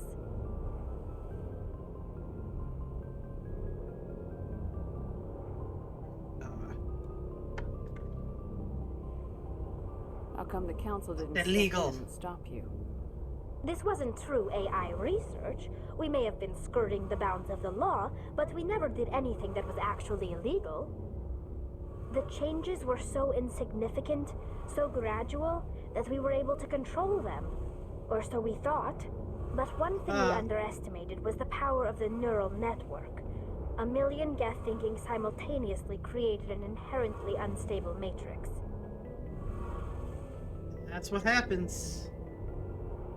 You play. You think you have something under control, but you don't. So the Geth share brain power? Many of the Geth's logic systems were designed to work in concert with other nearby Geth. Basically, the more of them you have in a group, the smarter they are. So they're the Borg. So there's some sort of group consciousness? No, nothing like that. They cannot share sensory data or information. Their programming cannot handle that much simultaneous input.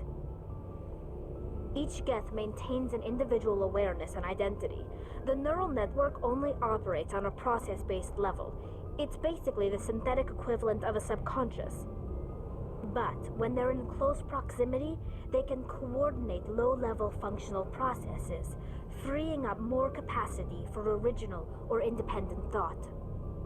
I mean, I get it, so I'm not gonna say I don't. What made them rebel? As we built more and more Geth, their effective intelligence became more sophisticated, more abstract. One day, a Geth began to ask its Quarian overseer questions about the nature of its existence. Am I alive? Why am I here? What is my purpose? As you can imagine, this caused a near panic among my people. I mean, why would you panic? Whatever could have made you panic? Oh, the thought of being sanctioned by the council, that's probably what. I don't see what's so bad about those questions. The Geth were created to engage in mundane, repetitive, or dangerous manual labor. That's fine for machines, but it won't satisfy a sentient being for long. The Geth were showing signs of rudimentary self-awareness and independent thought. If the Geth were intelligent, then we were essentially using them as slaves. It was inevitable the newly sentient Geth would rebel against their situation. We knew they would rise up against us, so we acted first. A general order went out across all Quarian-controlled systems to permanently deactivate all Geth. The Geth responded to this order violently. I mean, they did defend themselves. There's no excuse. Hey, you can't blame them for fighting for their survival. We had no other choice. The Geth were already on the verge of revolution. By acting quickly, we had a chance to end the war before it began. The hope was that most of the Geth would still be little more than machines, incapable of organized resistance. But they had progressed much further than anyone anticipated. The war was long and bloody. Millions upon millions of Quarians died at their hands. In the end, we were forced to flee our own homeworld. We feared the Geth would pursue us, but they never came beyond the Veil. Now we drift through space, exiled, searching for a way to reclaim what was once ours. I mean, honestly... It's hard to feel sorry for you. Your ancestors tried to wipe out another species. We made a mistake when we created the Geth in the first place, but we did not make a mistake when we went to war against them. If we had not acted, they would have wiped us out. They're a synthetic life form. They have no use for organics. None. Why do you think they cut themselves off from the rest of the galaxy? Why do you think they've killed every organic being who's ever tried to contact them? Not everyone. They didn't kill Saren. What does that tell you? The Geth are not innocent victims in all this. They're the enemy. They want to destroy us. Not just the Quarians. All organic life. That's why they've joined up with Saren. And that's why we have to stop him. I want to know more about the pilgrimage. When my people reach maturity, we leave our birth ships and seek acceptance with a new crew.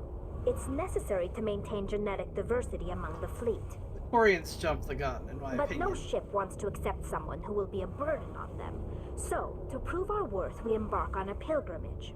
We set out alone, leaving the flotilla and our families behind us. We only return once we have found something of value we can bring back to the fleet. This is presented as a gift to the captain of the respective ship we wish to join. If the gift is accepted, we are welcomed into the crew. Well, OBS says I dropped frames. I hope I didn't go on live for a while. That'd suck.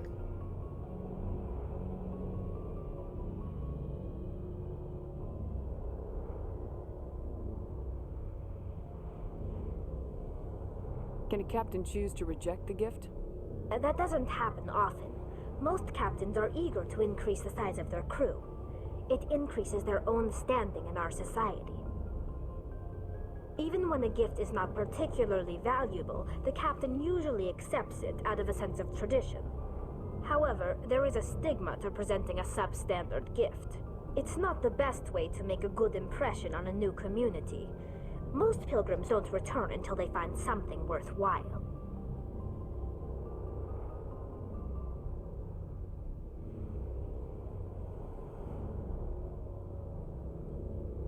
Okay, good. I didn't actually stop. OBS didn't shut down. Yay, me. I can't believe they just send you off alone. It's not like they just cast us out. Before we leave, we are given lessons in how to survive outside the flotilla, and given gifts to help us on our journey. We also receive implants to fight off sickness and disease.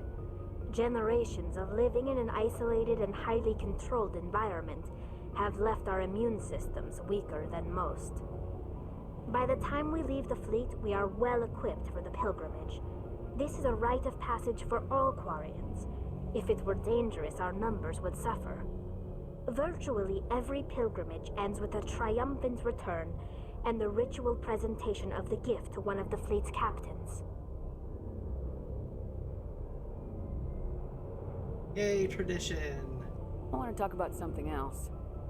Like what? I mean, there's nothing else to talk. Goodbye. I should go. See you later. Alright, we have talked to everybody.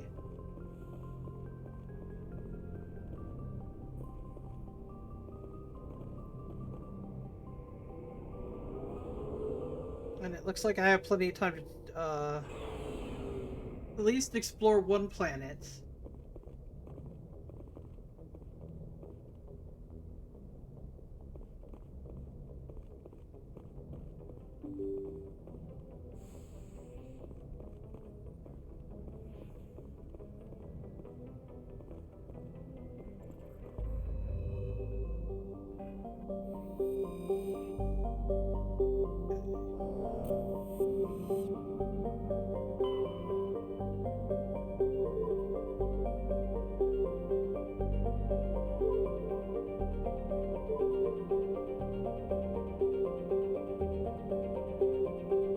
Yeah, let's go again. Message coming in. Patching it through. Commander Shepard, my name is Nasana Dantius. I have a job for you. I can't say any more in an unsecured communication. If you're interested in hearing my offer, meet me on the Citadel so we can talk in person. I'll be waiting in the Diplomat's Lounge on the Presidium.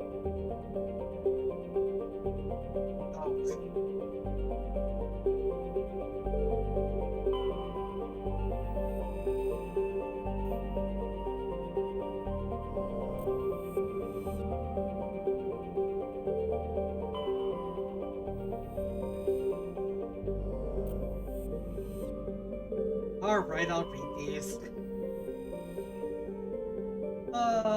Argalus is a standard hydrogen helium gas giant with an abundance of airborne hydrocarbons. No, I'm not reading the numbers. I'm not that ridiculous. Patavig is the second of the Macedon system's giant terrestrial planets, and by far the more interesting. Most of the surface is covered by a vast sea of liquid ammonia, in which a unique aquatic ammonia-based biosphere has developed. While the frozen continents are largely bereft of life, rich bounty of complex organisms, many larger than a human, flourish in the chilly toxic seas.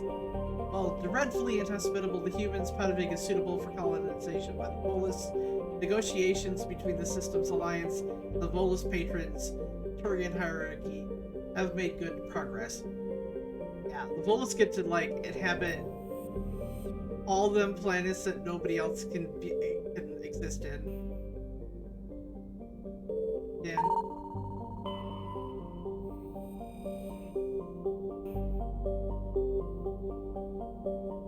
Thanks.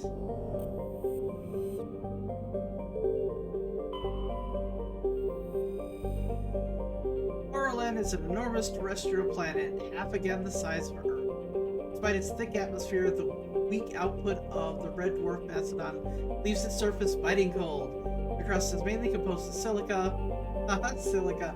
Sorry, that's a joke.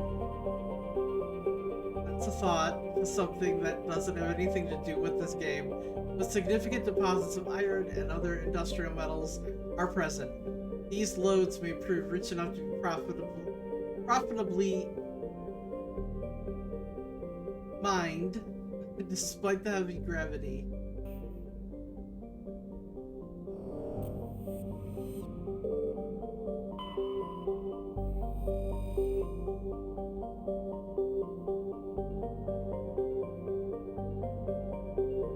Oh yeah, no, I like doing that to Nasada as well. That's what I'm doing.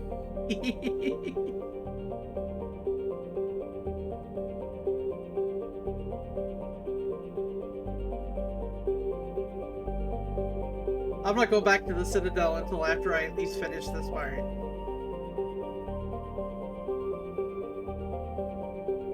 Let's land.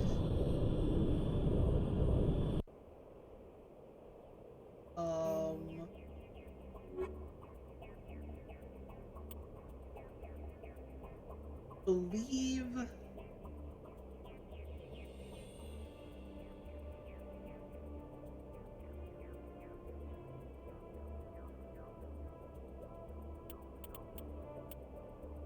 yeah, why not?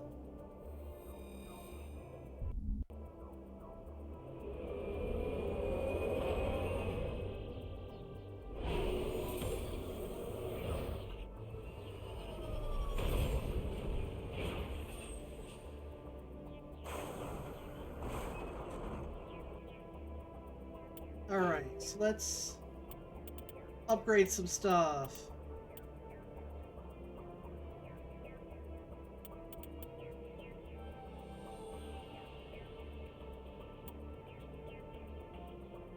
I think I need 5 ranks in Intimidate for a, I'm gonna be a bad kid and use a bit of a bug to max out a certain stat. But I need 5 ranks in Intimidate to do it. If I remember correctly. Okay.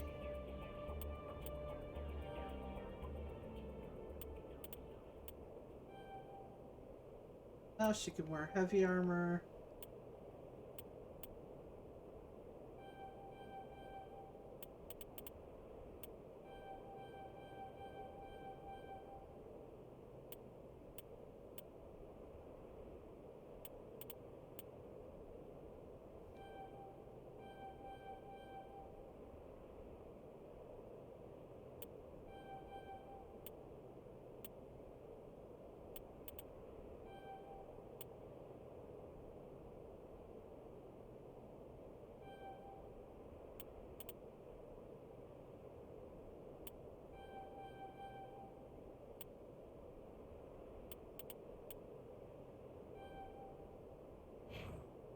Okay.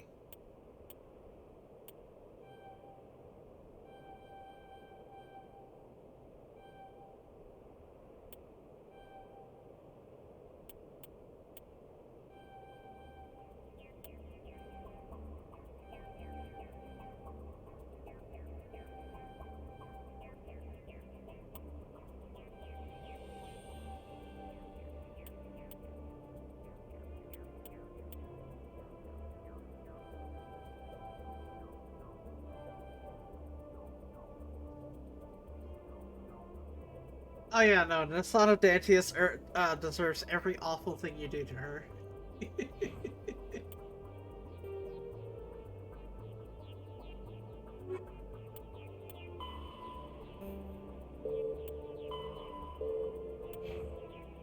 The fact that she becomes paranoid later is hilarious.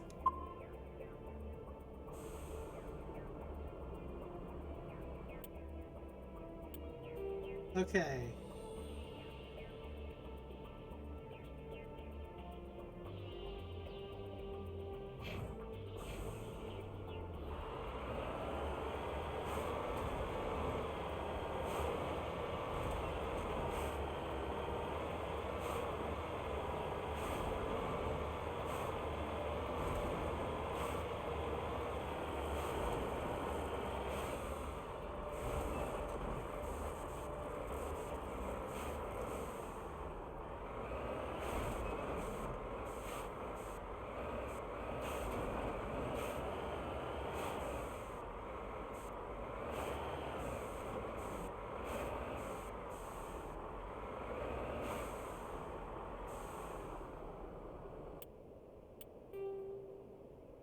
I should be going this way. Let me, I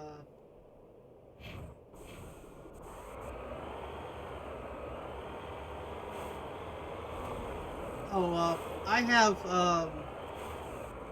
just because I'm curious about it, and what people might say, I put a suggestion box extension underneath the video. So if people have ideas on what I can do to improve the channel, I will delete any suggestions about me romancing Garrus. That's not happening. That will not improve my channel at all.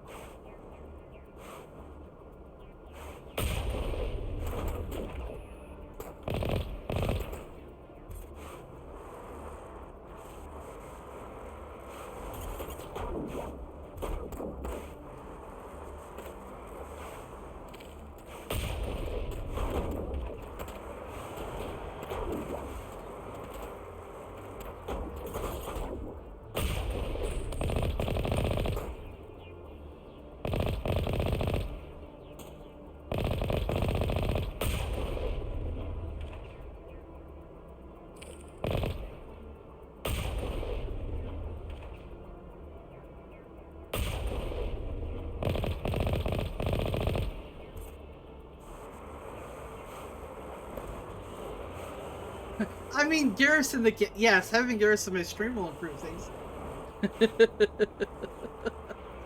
But romancing Garrus will not improve my stream at all. I will just be grumpy the whole time.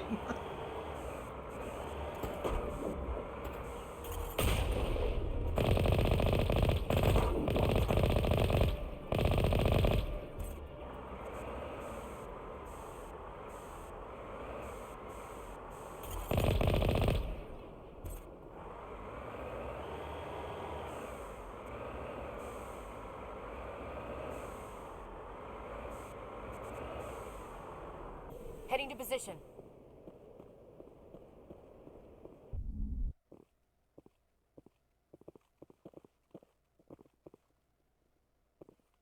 I also put the suggestion box has I also put the settings says you have everything's up for approval.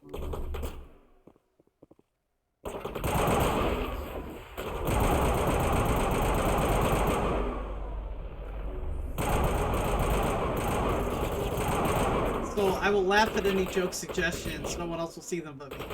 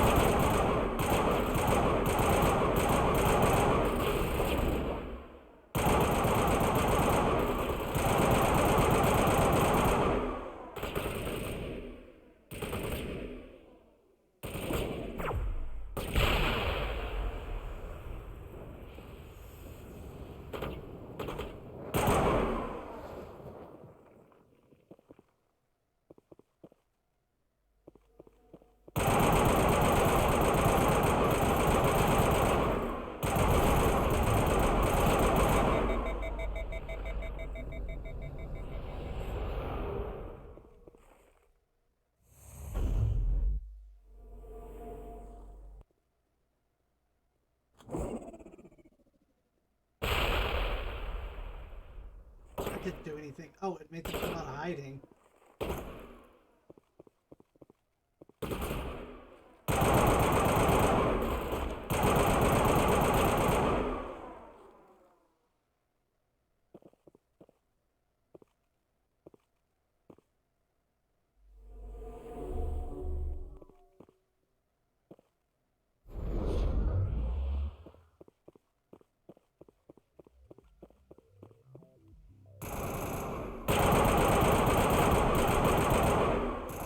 That's right, you go away. There she is.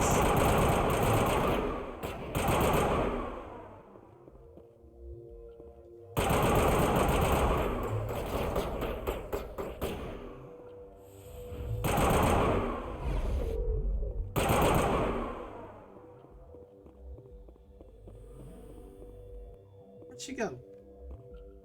Gone upstairs. No, she didn't.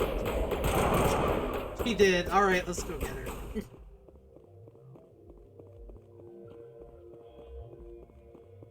Oh.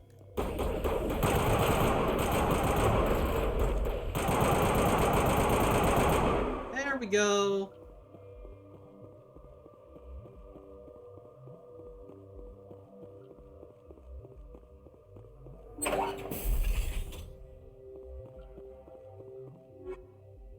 Take it.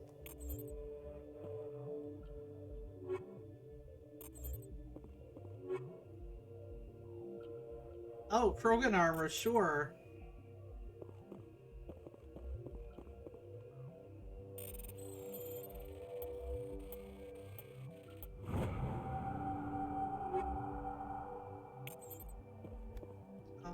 Eh. Oh, Adventure 3? Yeah, okay, let me see. Nope, that's better.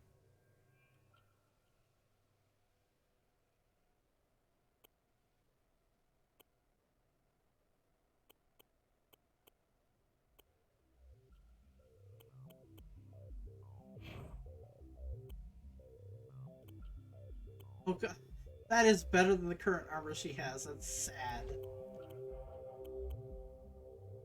Let's put that on then.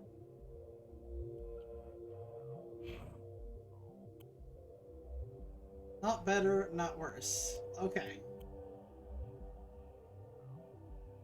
Exactly the same.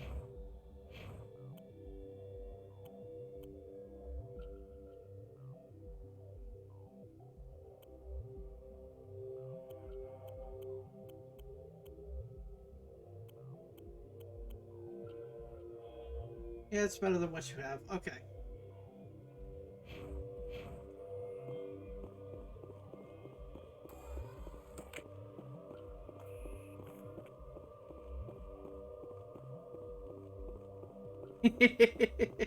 Hello, Aloe.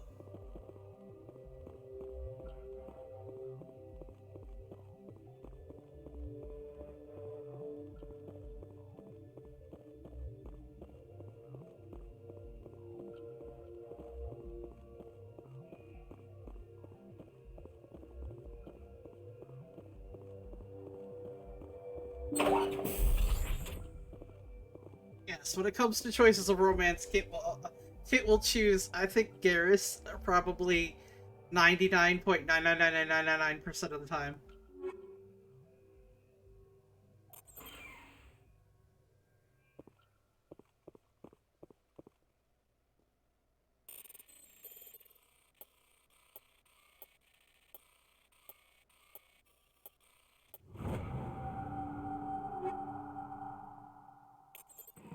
Gotta love doing this on console.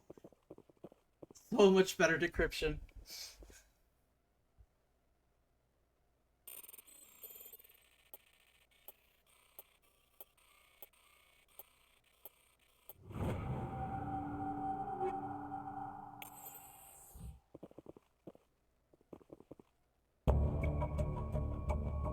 Discover evidence of the Asari leading the slavers, and Insana Dantius, an important ambassador on the Citadel, are sisters. You should return to the Presidium and confront Nasana with this. You mean blackmail? Yes, I will blackmail Nasana with this info.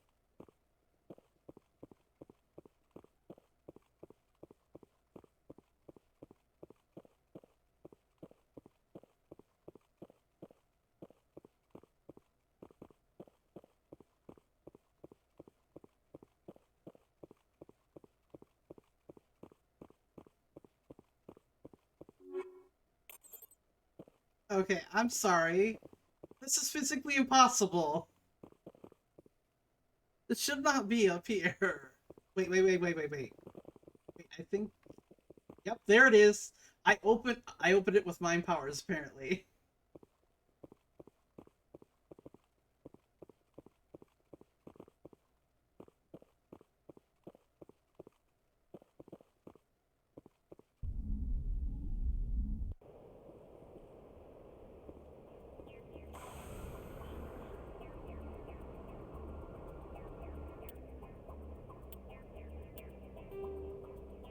Okay, let's go check out this.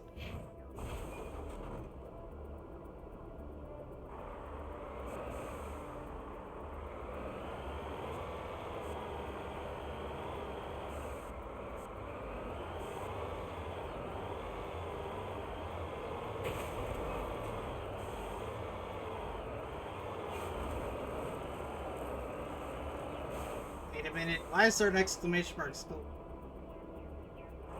Oh well.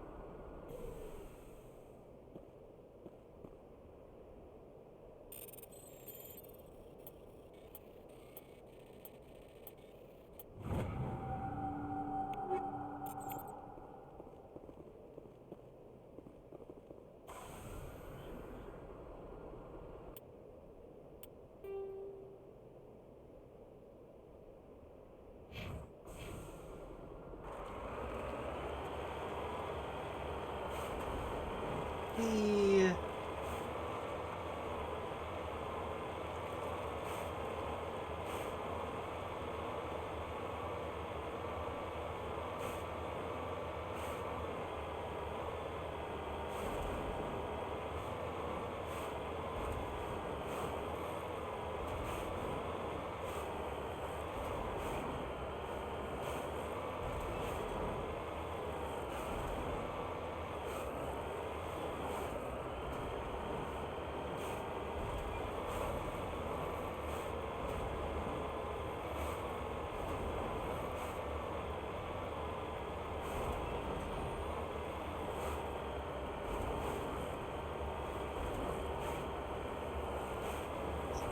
Speaking of...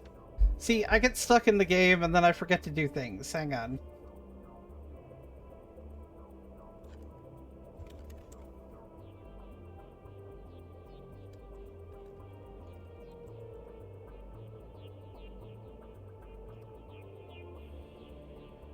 If you haven't followed Alorniana, where have you been?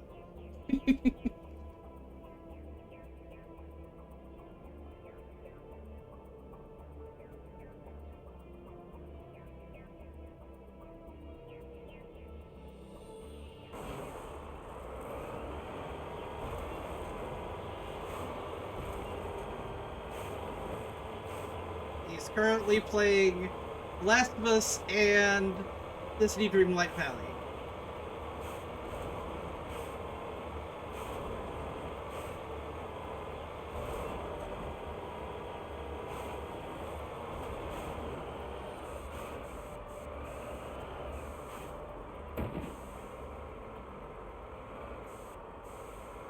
Moving out.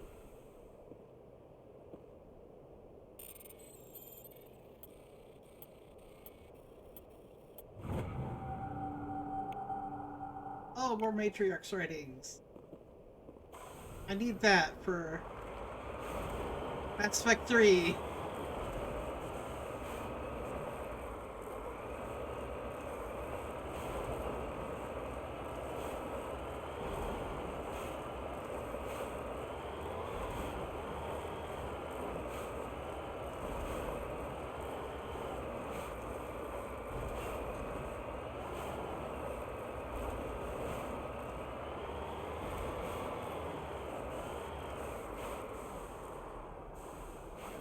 Securing point.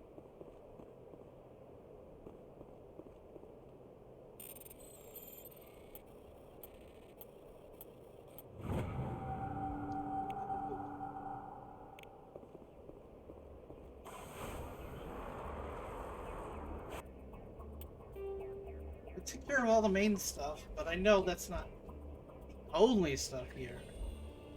Could cheat.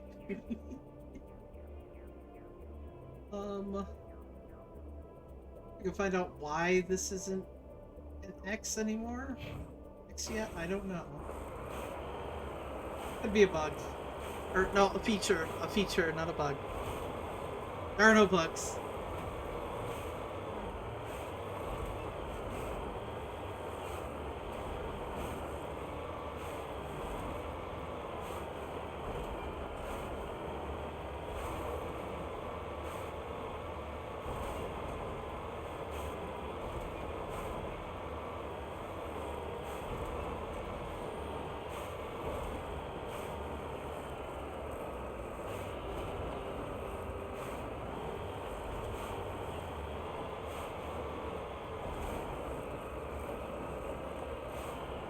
Let's see. No, I think it's just gonna stay that way. It's fine.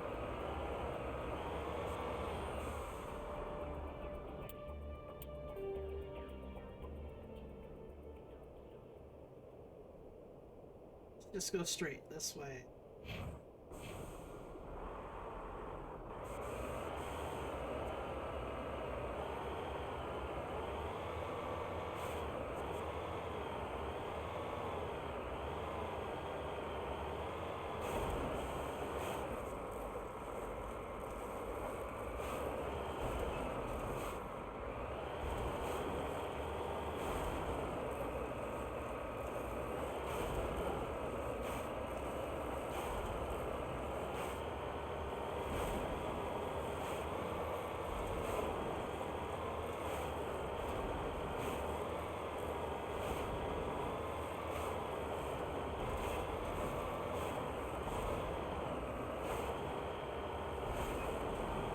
You know what I'll do?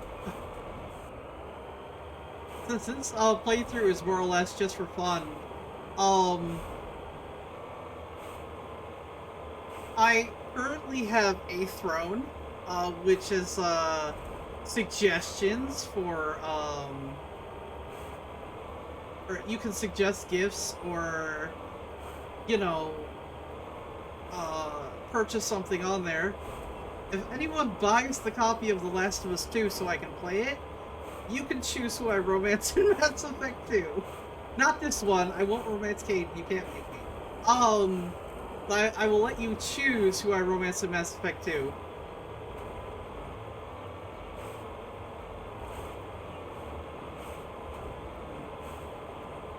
So, many weeks available.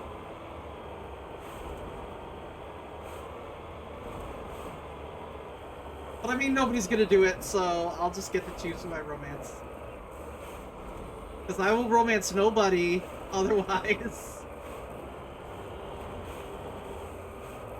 I gotta get up there.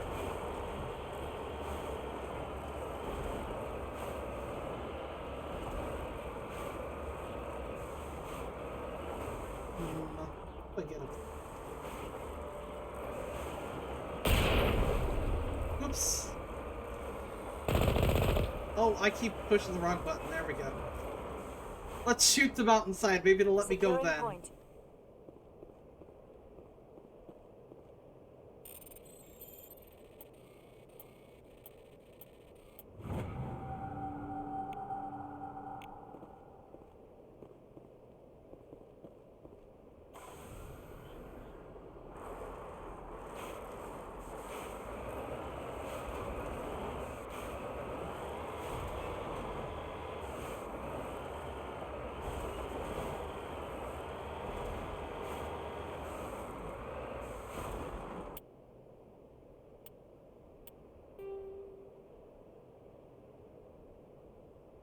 That's cool. Let's go this way.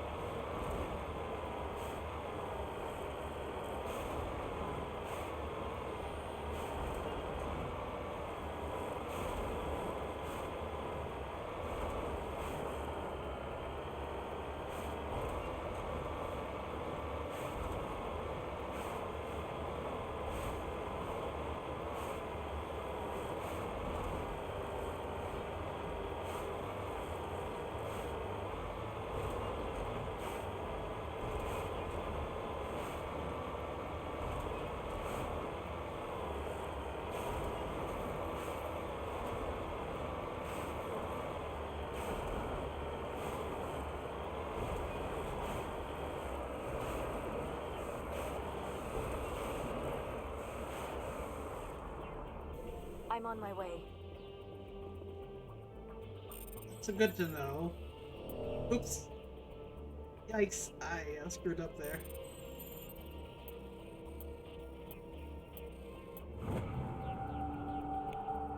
There we go. I think that's everything here, because I think there's only 3.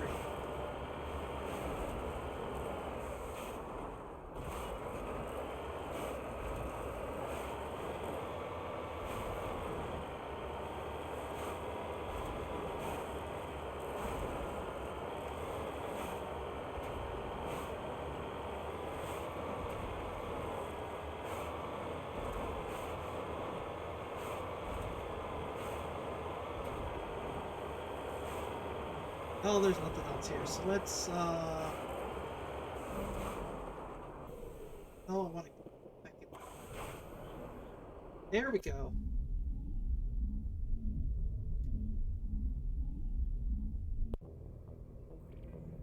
Thanks.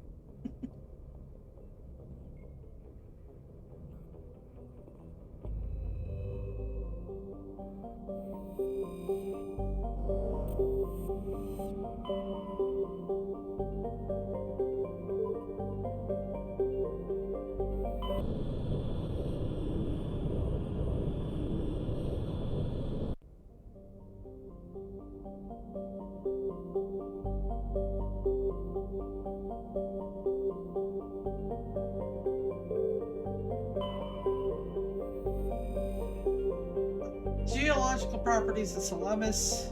Salamis sounds like food.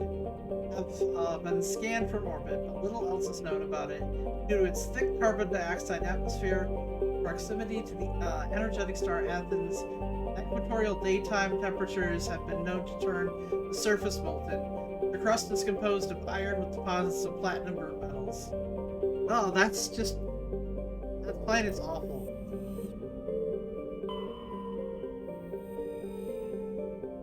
Like the Outer Home world, Proteus has more than 90% oceanic cover.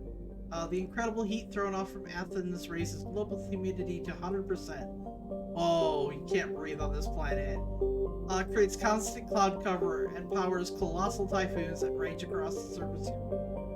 Hot, humid, and storm-racked Proteus' rare combination of oxygen, nitrogen atmosphere and carbon-based biosphere, nevertheless recommended for colonization. A pilot program is studying the possibility of colonies below the ocean surface, safe from the worst effects of the weather. That just, like, sounds like you can't breathe. So much humidity.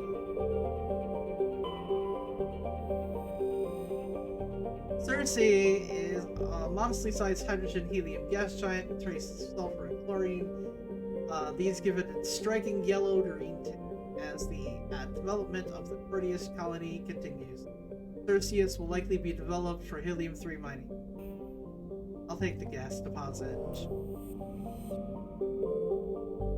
Nausicaa! It's a good anime.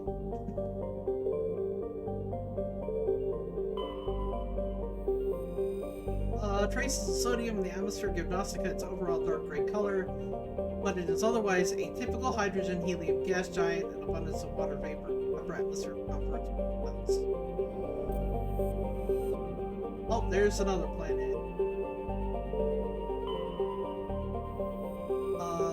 Distant Pharos has seen only a cursory examination by an unmanned probe. It has a trace atmosphere of nitrogen and argon. Its surface is mainly composed of tin with deposits of carbon. Deeper craters have been partly excuse me. Deeper craters have been partly filled by ice, suggesting there may be a significant amount of water locked up beneath its frozen surface. A large ice-bright crater in the southern hemisphere makes the planet visible from the inner system, leading to the planet's name.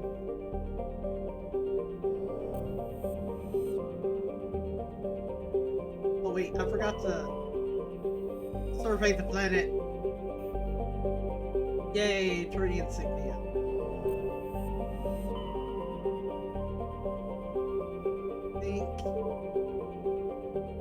I've not done this one yet.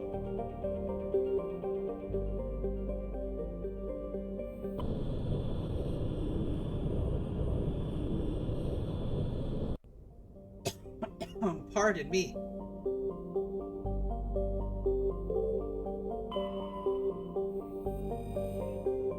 Small distant Alsages, why not? That's how I'll pronounce it, is a small terrestrial with a trace of atmosphere of methane and argon. The surface is composed of water, ice, and calcium, with occasional deposits of light metals.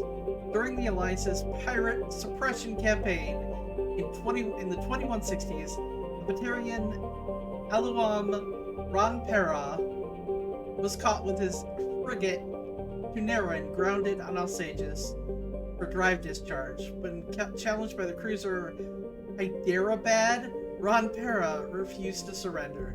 The Tuneran was destroyed attempting to take off. The debris is strewn across the southern hemisphere. Hyderabad. Okay, that's interesting.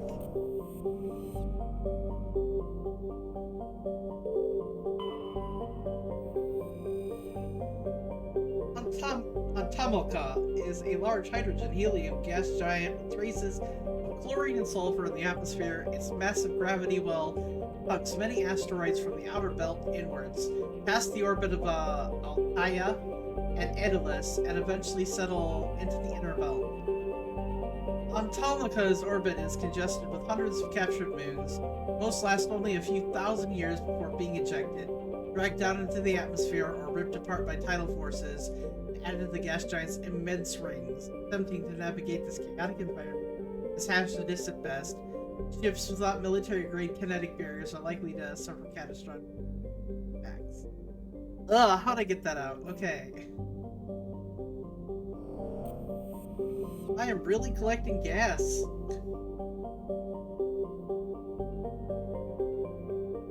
Oh, nothing here. Commander, I'm picking up a signal from the planet's surface. Here we go, guys. It looks like an automated distress beacon. Oh, I know what this is.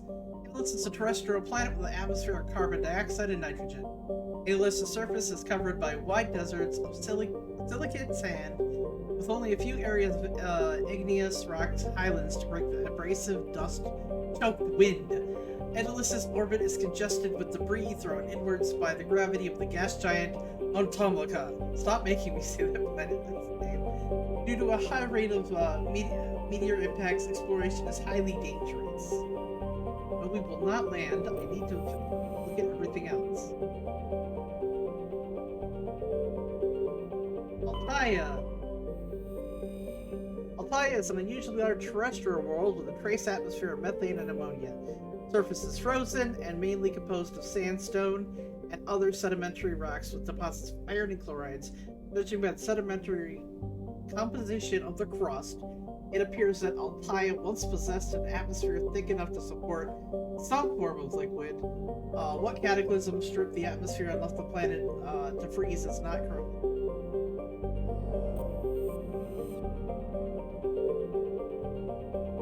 Tremanre? Tremanre.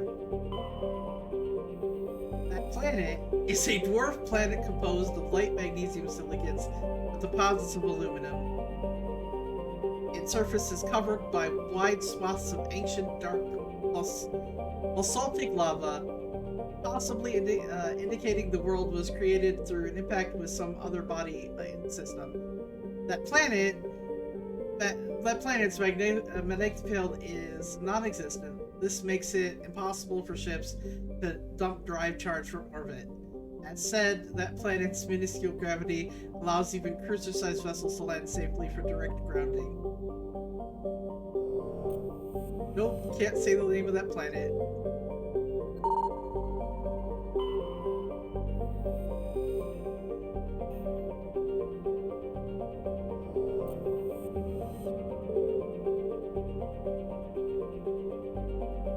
Okay. We'll land on Endelus.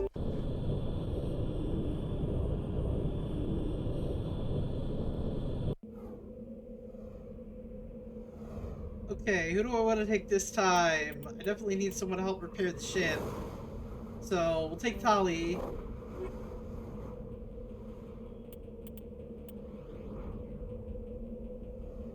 And Rex. Why not?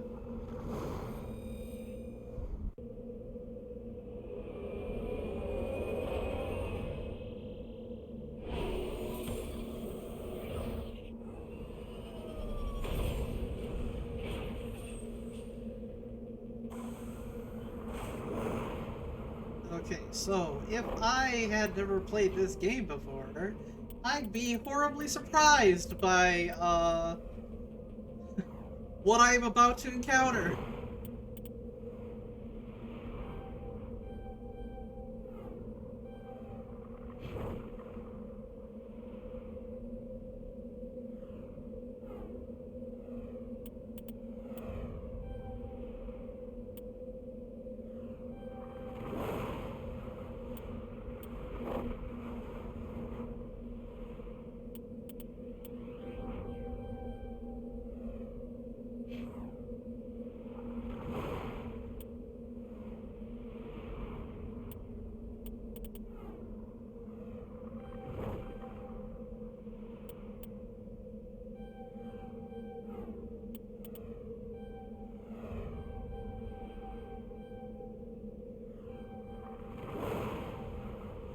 Okay.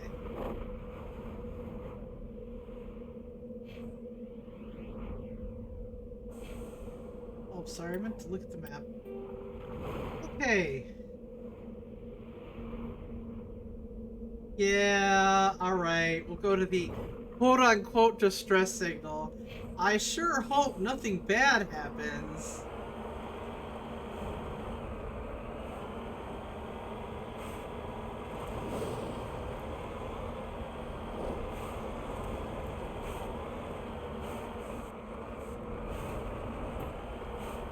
You know, like some horrible monster jump scaring me. I sure hope that doesn't happen.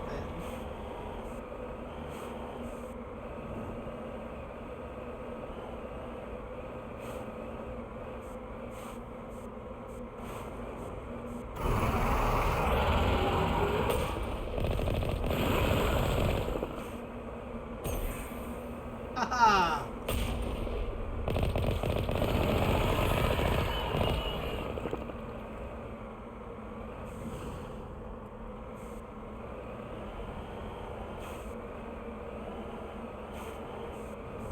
I play the keep away game. It doesn't work.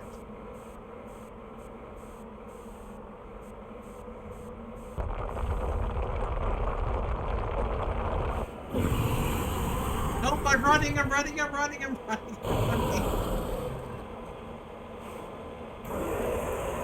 Oh! That hurt. Nope. Hey.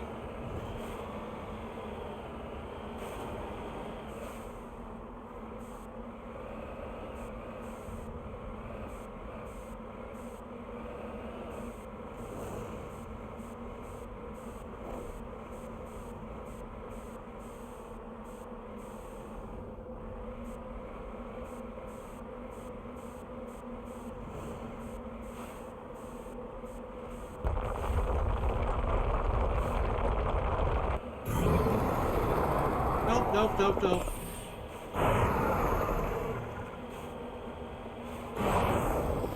Aha, you missed! No, you hit me! Oh my god, I hate when it does this. Just jump up.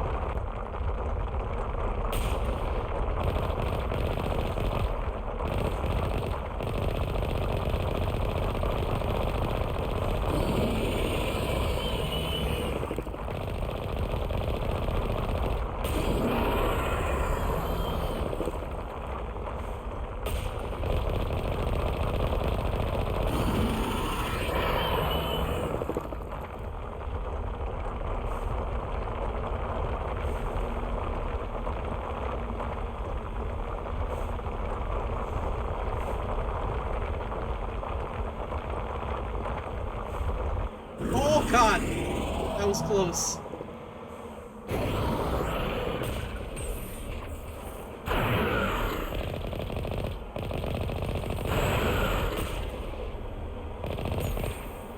No, don't cancel that.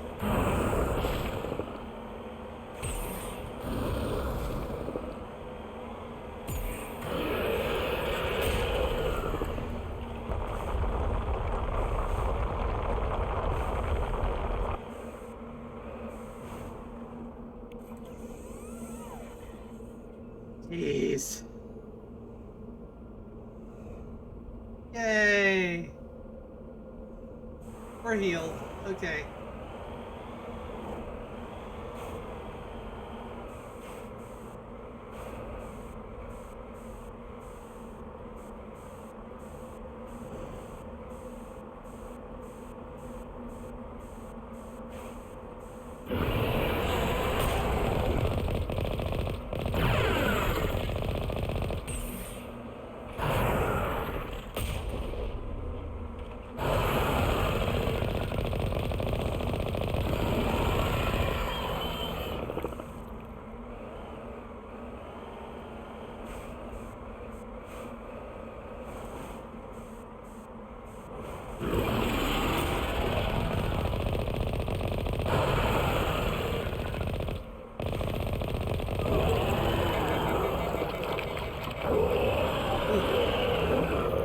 Yeah, got it.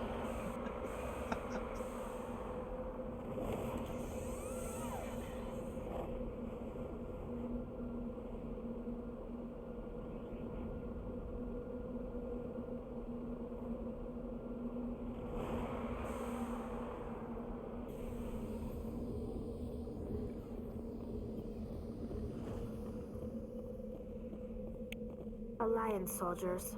Looks like they were lured here by the distress beacon.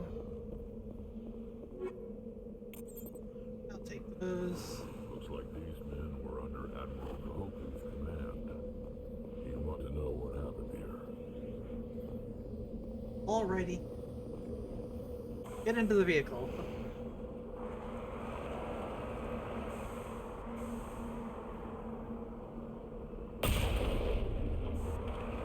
Hope I can't destroy it. Oh well.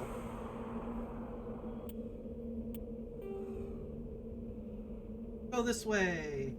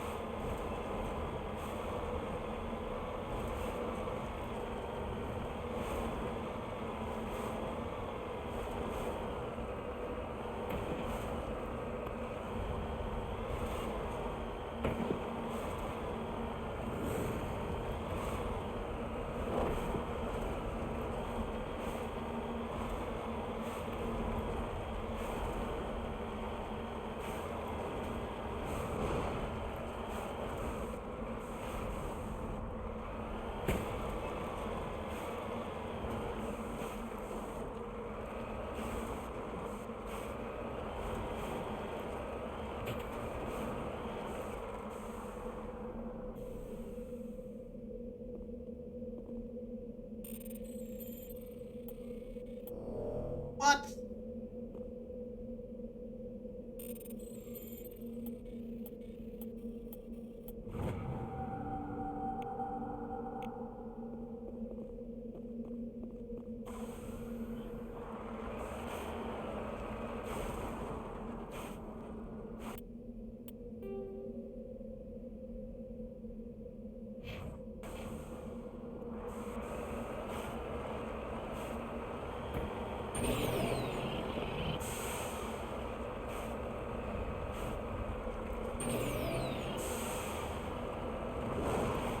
There we go.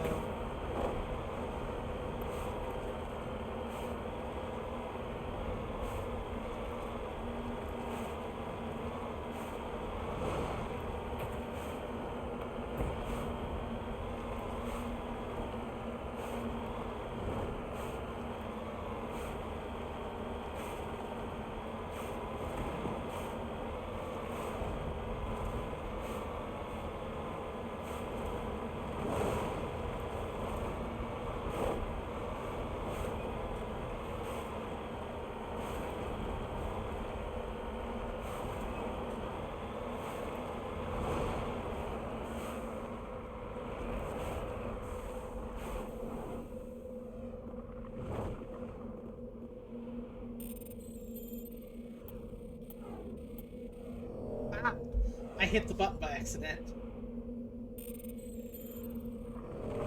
Okay, that was my fault.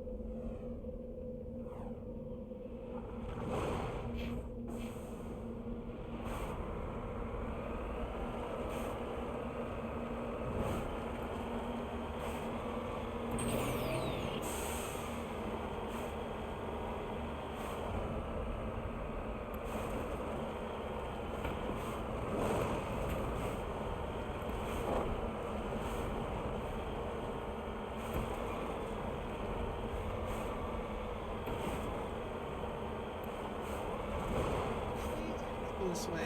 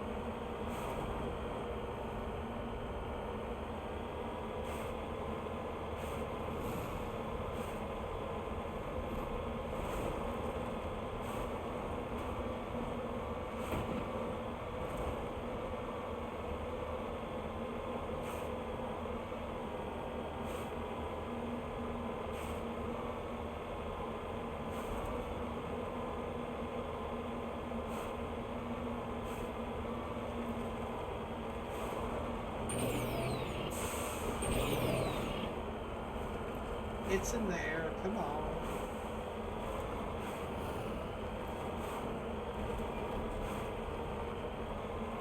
Up there, up there.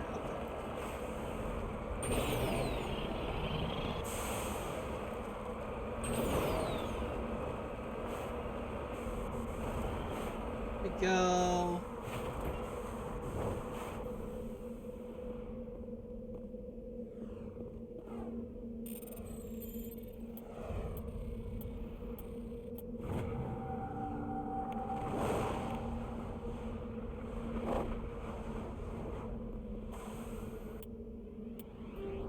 I mean, that's 3. That's gotta be everything.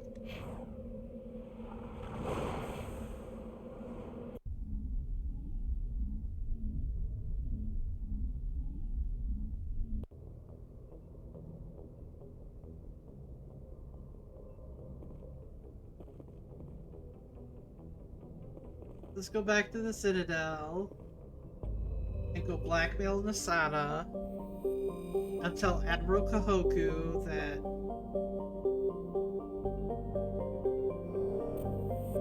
awful people lured his men in.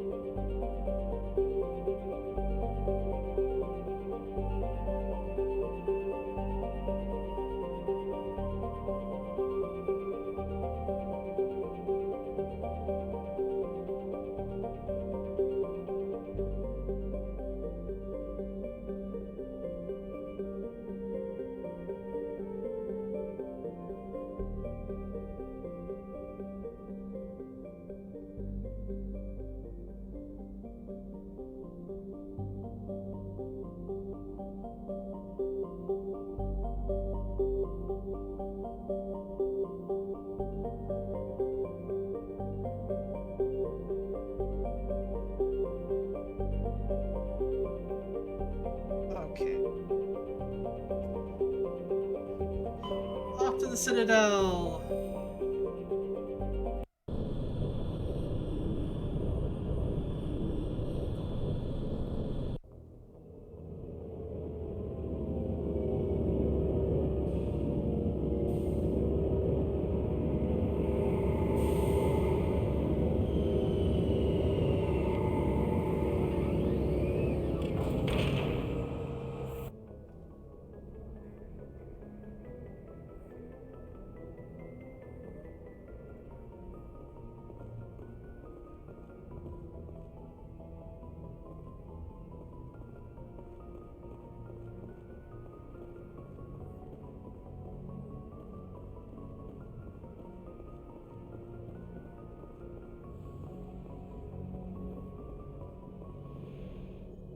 Oh, we got the dice.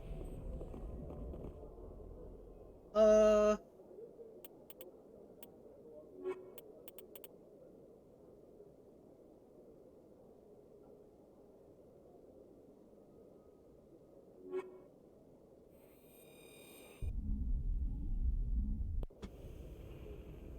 Equalizing interior pressure with exterior atmosphere. Logged. The commanding officer is ashore. Exo Presley has the deck. Damn it, I wanted to play solitaire.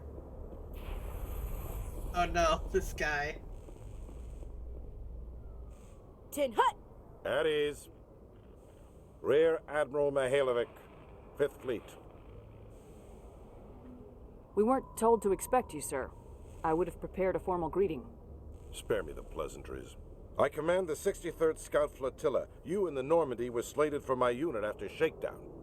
Then the Council got their paws, claws, tentacles, whatever. They got them on our ship, and you. Oh, jeez. I still serve the Alliance, sir. As a Spectre, I can advance our interests to the Council. You still know what color your blood is, Shepard? I don't begrudge the politician's decision to throw you to the Council. It's an opportunity. I do begrudge this over-designed piece of tin, though. Shut up. The Normandy is a fine ship, sir. She's served us well so far. It's a gimmick, Commander.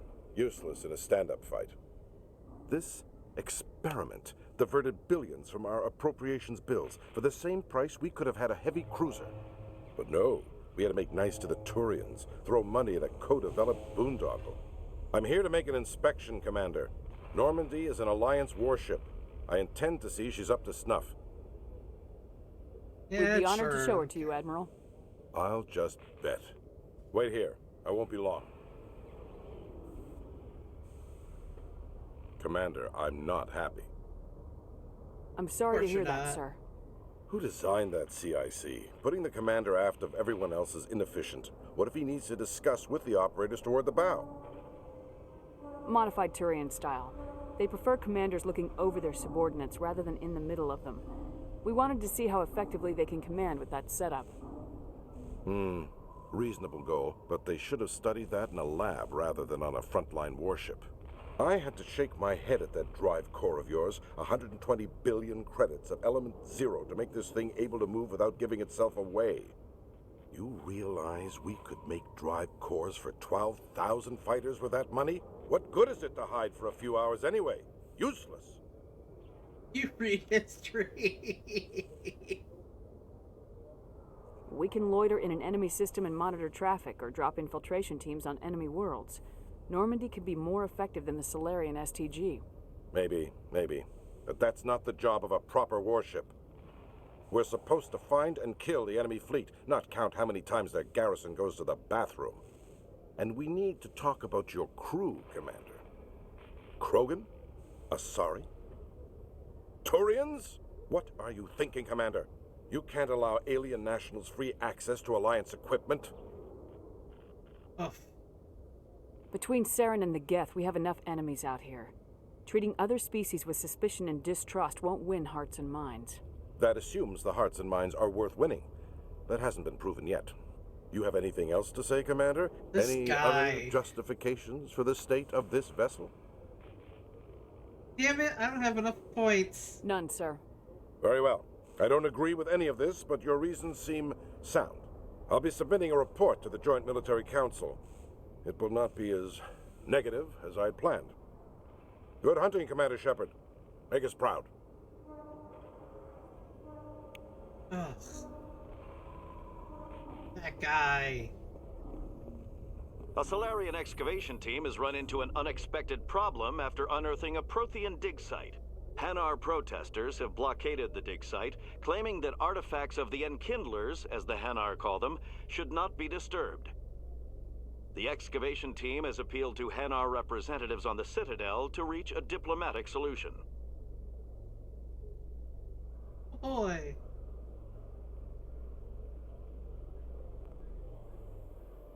Oh no, this lady! Commander Shepard, sorry to bother you. This is Lieutenant Girard down in the docking bay. There is a woman here, She was rescued from Batarian slavers a few weeks ago. She is from Mindwar. I guess she was taken in the raid on your town. She's been a slave for the past 13 years? Is she alright? Not really. She's a little messed up. She got free somehow, grabbed a gun from one of my guys. Now she's holed up here in the docking bay. She says she wants to die. I hoped you'd talk to her. It's a long shot, but you went through the same thing. The raid.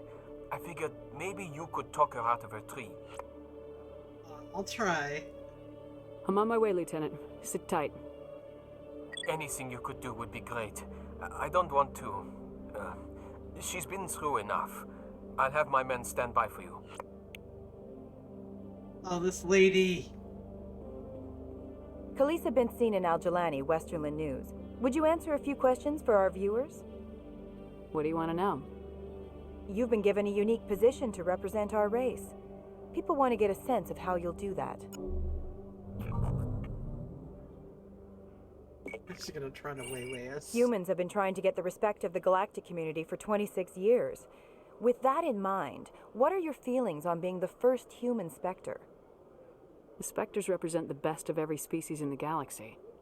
To be asked to join them is an honor. Some have said your appointment is the Citadel throwing humans a bone. Have you encountered any situations where the Citadel asked you to place its needs before the needs of Earth? The Council is concerned with the needs of the whole galactic community. We're part of that community now. Our needs are on their agenda, but we're one of many. You really do believe that, don't you? You've been given command of an advanced human warship for your missions. Is there anything you'd like to say about it? Actually, the Normandy was co-developed by human and Turian engineers. Its design incorporates many innovations, all of which are classified, I'm afraid. So the Turians have knowledge of the Normandy that is being kept secret from the Alliance public? Do you think it was appropriate to hand Earth's most advanced warship over to the Citadel? I wasn't aware it had been handed over to anyone. I'm in command, and last I checked, I'm human. Same goes for my crew. Human, yes, but you do work for the Citadel now, Commander. One last question, Commander. Rumors back home say you're tracking a rogue Spectre named Saren. Do you have any comment on that? Keep that a secret. I'm afraid I can't comment on whatever my current assignment may or may not be. Don't worry, we'll find out.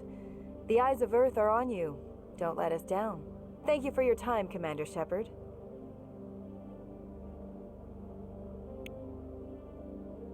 Lady.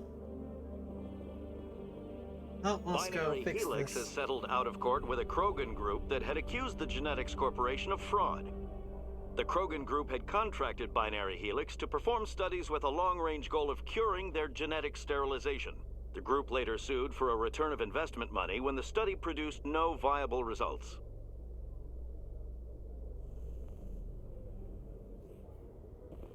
Alrighty. Commander, glad to see you. I wish it were under better circumstances. Where is she? Behind those shipping containers. I've got a sniper position, but I don't think we'll need him. She's only a danger to herself. We've got a sedative to calm her down, but we can't get close to her. Every step we take gets her more wound up. You seem awfully worried about her. I'm just doing my job, Commander. I'll take care of her, yeah. I hope I don't need it. Tell your men to stand by. Don't push her too hard. If she seems liable to pull the trigger, back off, or walk away. I am willing to wait her out. Good luck, Commander.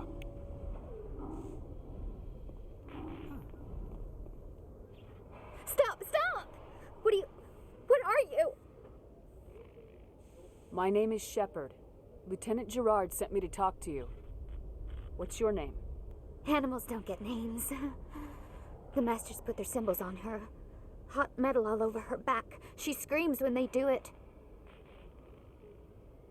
You're not an animal. Your parents, what did they call you? Do you remember them? She remembers a lot of things. Talitha.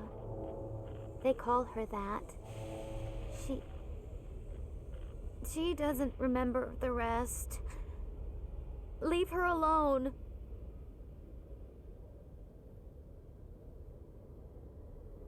I'm gonna take a step towards you now, okay?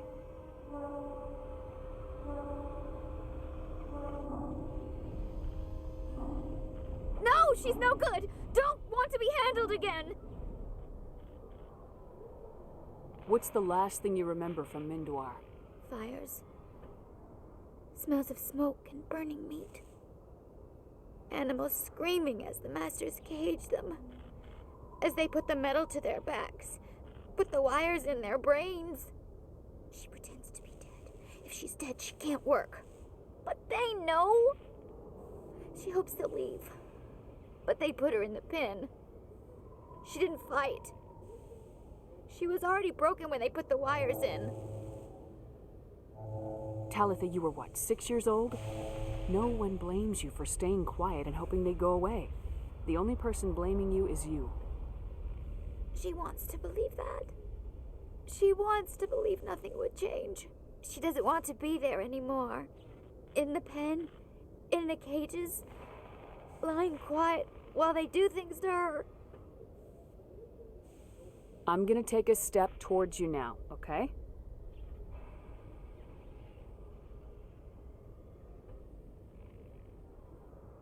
She doesn't want. Don't touch her!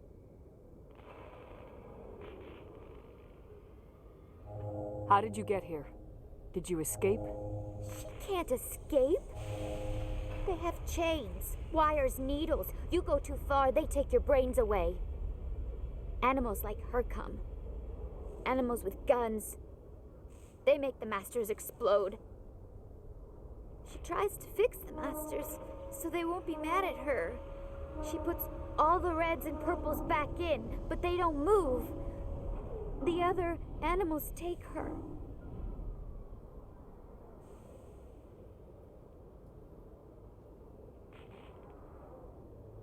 You were afraid.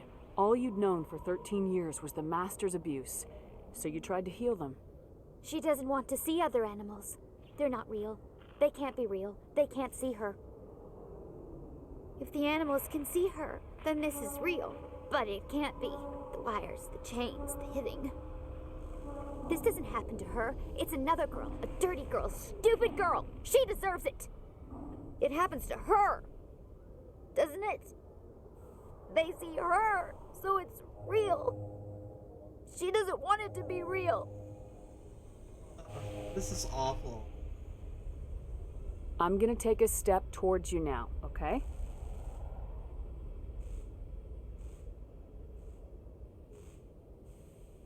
Please don't touch her. She's dirty. You'll catch it. I was on Mindwar. My parents died in the raid. Lying. You get hit for lying. Get the buzz or the burning. Can't be there. Why are you alive? Why are you? Why aren't you like her? Broken. Only fit to dig and carry. For a while I was broken. I lost my whole family, Talitha. My friends, my childhood. I had to pull myself up and keep going. You lose your mommy and daddy, but you don't dig, you don't carry. You stand up. She wishes she could stand up. What happened to your parents? She sees them. They're yelling, run, hide! They hit the masters. But the masters, they have lights and hoses. He's melting! Shh! She doesn't want to see that! Don't make her look! Don't look! Stupid! Stupid! I know it hurts, Talitha. I'm sorry. But you need to deal with this. What happened to them? Think. When she thinks, water comes out of her eyes. The masters beat her when she wastes water. So she doesn't think anymore. She sees them. Mommy and Daddy. Burning in white light, melting, going to pieces. They can't even say anything to her. They're dead, Shepard. They try to save her and the masters burn them. Can she stop remembering now, please? I'm going to leave now. Will you let her die? Stay away from her. Talitha, this will make you sleep. If you fall asleep, they'll take you to a place where you can get better.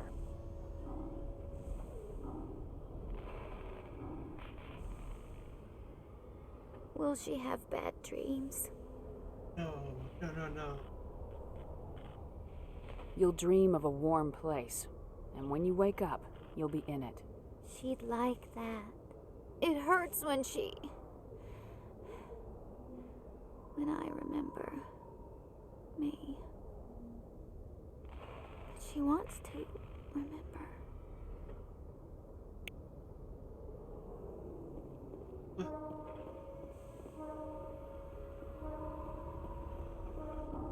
Is it over, Commander? She took the sedative. She wants to get better, Lieutenant. Thanks, Commander. That means a lot. I didn't want to hurt her. It's just, when I see her curled into a ball and shivering, she was only 6 when they took her. Why the hell are we out here if we can't even keep one little girl safe? Bad things happen to good people, Lieutenant. That's why you and I are here. Don't wring your hands over her. Help her. Yes, ma'am. Thanks for your help, Commander. We are taking her to a counseling center. They'll help her get better.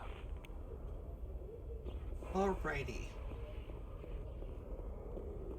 In breaking news, Chairman Burns of the Parliament Subcommittee on Transhuman Studies has been kidnapped by biotic extremists. The biotics commandeered a freighter and were last seen in the Hades Gamma Cluster. No demands have yet been made.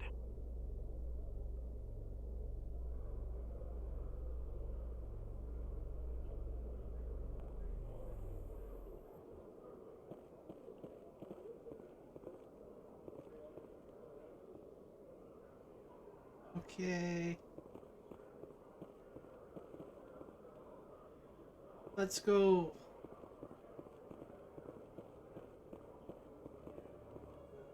There it is. Okay.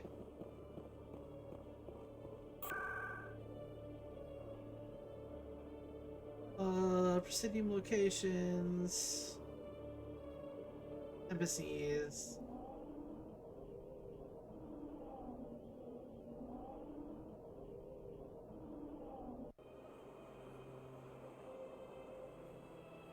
We'll go blackmail the Santa. Talk to Kahoku. Tell Conrad to go away. Oh, we can't tell Conrad to go away yet. I still have one more conversation.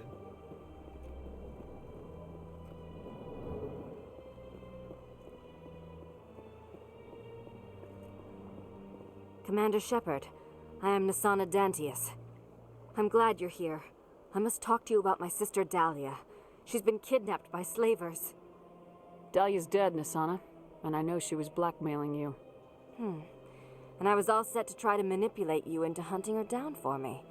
But I guess that won't be necessary now, will it? You wanted your sister dead? If people found out my sister was a criminal, I'd be considered a security risk. They'd revoke my clearance, or place me on administrative leave until she was apprehended. I shall transfer a little something into your account as a token of my appreciation. I'm sure you'll find the amount satisfactory. And now I got a better You're a idea. diplomat on her way up the ranks. Could be handy to have a Spectre who owes you a favor.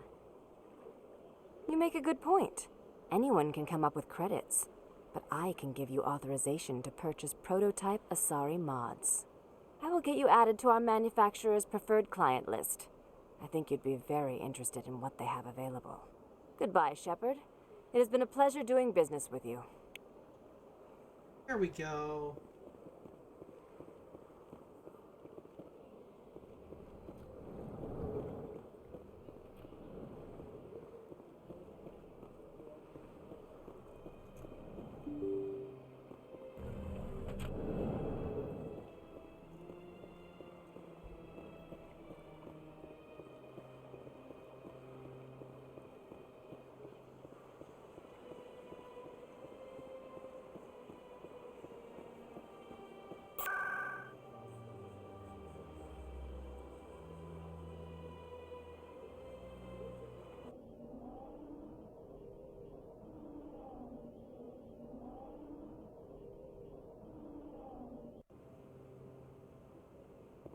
Oh, let's talk to Emily Wong. Commander Shep. Hello again, Commander. I've got a proposition for you. Since you helped me get information on the crime syndicate, I've gotten a lot more backing from my publishers. I'm investigating traffic controller conditions now, and I wondered if you could help. That seems like a step down from wide-scale corruption. Actually, in a way, it's more important. This isn't about people getting rich. This is about safety. I've heard rumors that the space traffic controllers are overworked to a dangerous degree. I can't get into the control room, but you could. If you planted a bug inside, I could crack the story. This is kind of a parallel to real life when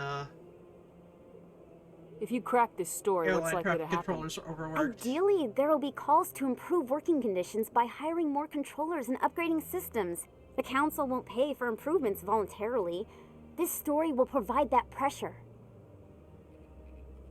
What will this bug allow you to pick up? Just audio and video. I'm not trying to tap into the traffic control system if that's what you're worried about. I just need to hear and see them in order to correlate their activity with traffic efficiency. Everyone knows space traffic controllers are overworked. How is this news?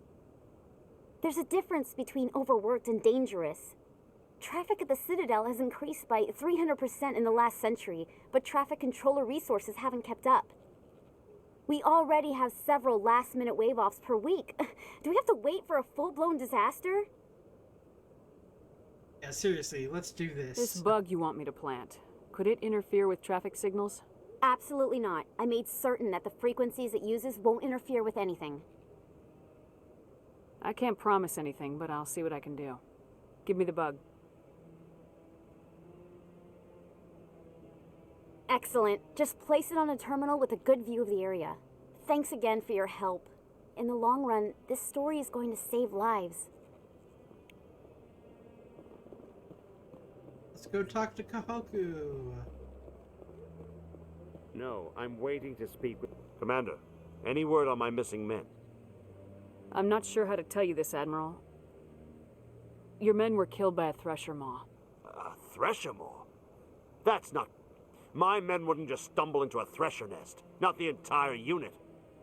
Somebody lured them there with an Alliance distress beacon. Placed it perfectly so they'd land right beside the thresher nest. Damn it.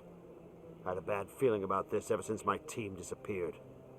An Alliance beacon used as bait, my unit wiped out, and nobody seems to know anything about it.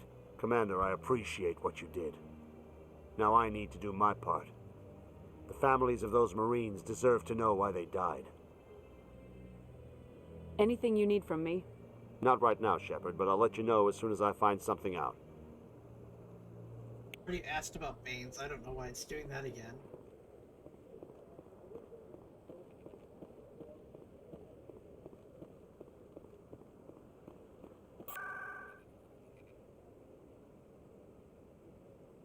Boards and...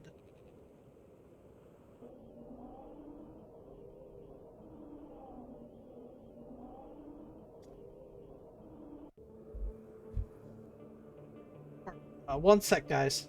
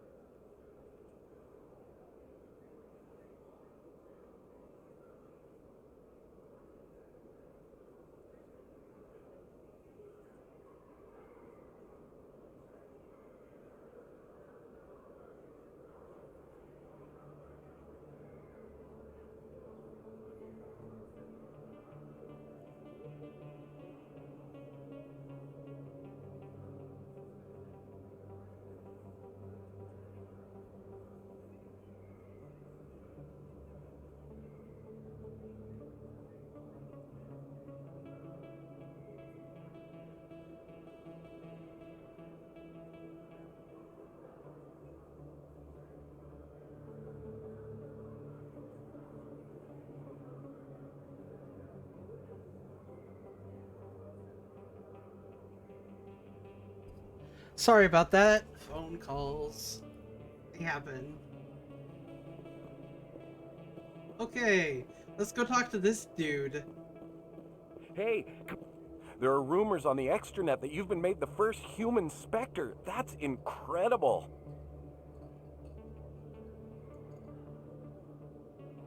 I'll do my best, Conrad. Being a Spectre is a big responsibility. I just want to make humanity proud.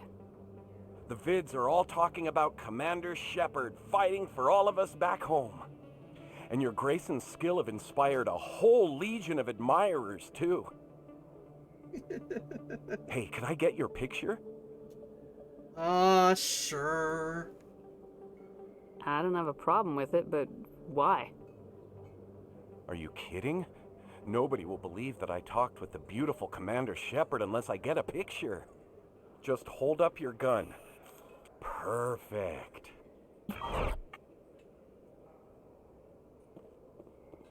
Thanks again, Commander. I'm gonna hang this in my living room. My wife will love it. Your quote-unquote wife.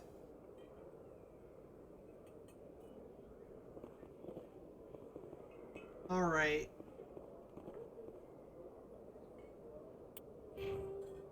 Oh. I wanna...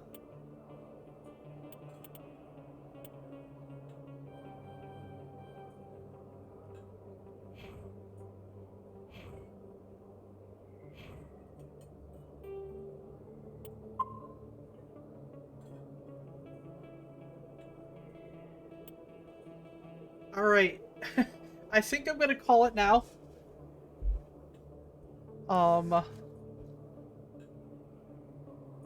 Yeah, I'm pretty much I got something to do in about 15 minutes. Yeah.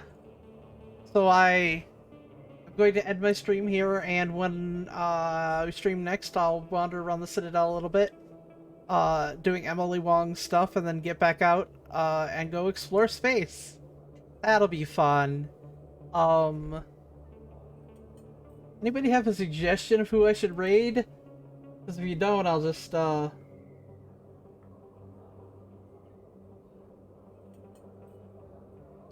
end stream, because I'm not sure. Huh. Maybe I'll raid somebody playing Mass Effect. That'll be good. Let's no suggestions, and I'll just raid somebody playing Mass Effect.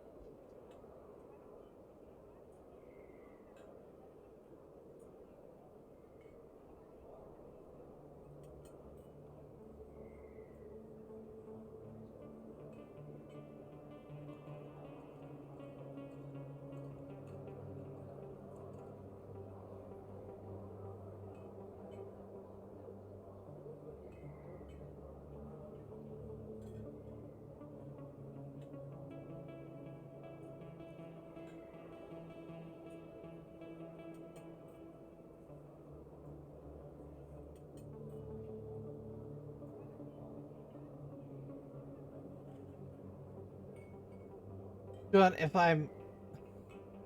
Let's actually more message. Sorry, I just read that. That's funny. Oh, there's somebody early into the...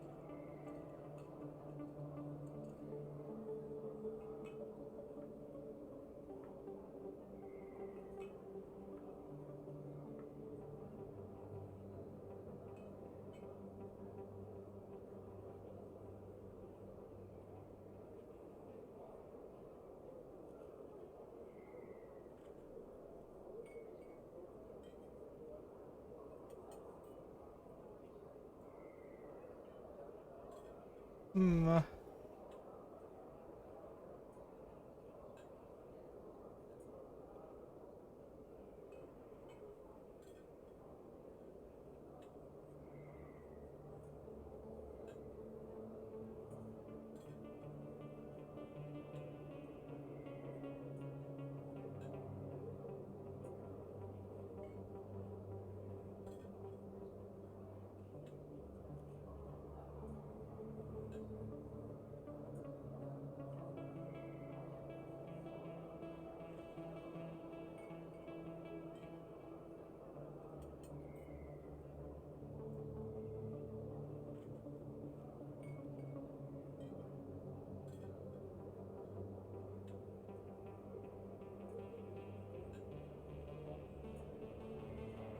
See.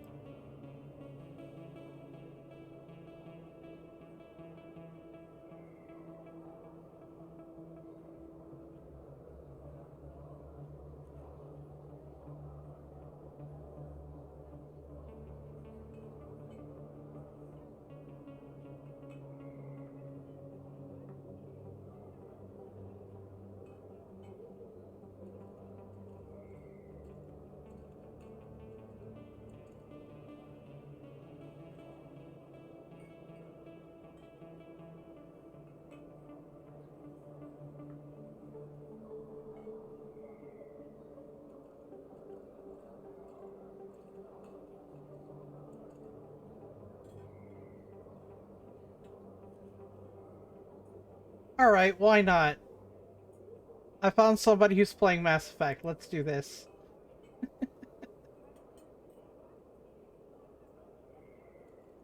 I am... let me check the other stuff they played first, because there's a very specific game I do not want anyone to be playing. As long as they haven't played that, I'm all golden. It doesn't look like it.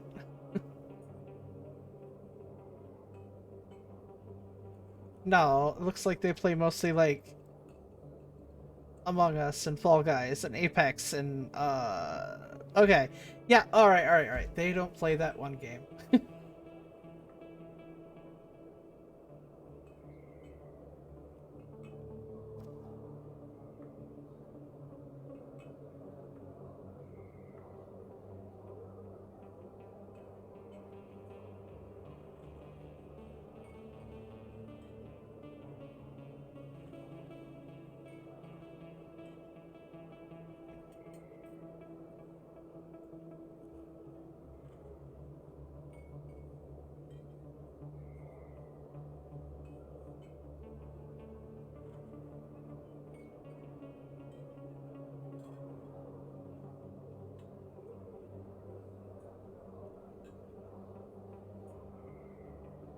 Alright, so...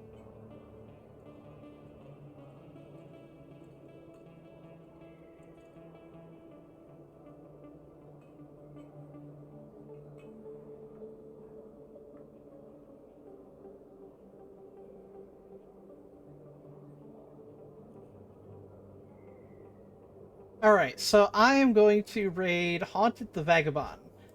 Don't know who this person is. I've never seen them before, but no one I know is on, and I'm not getting suggestions. So let's raid this person, and hopefully they're not awful.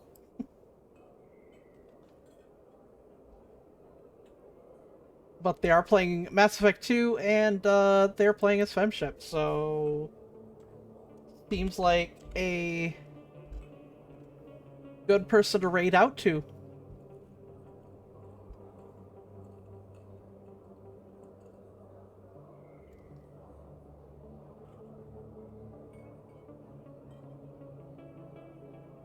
Alright, well, I'm going to end stream, and I will see y'all later. I'll be on tomorrow with Dragon Age Inquisition. Enjoy your night. Good night, all.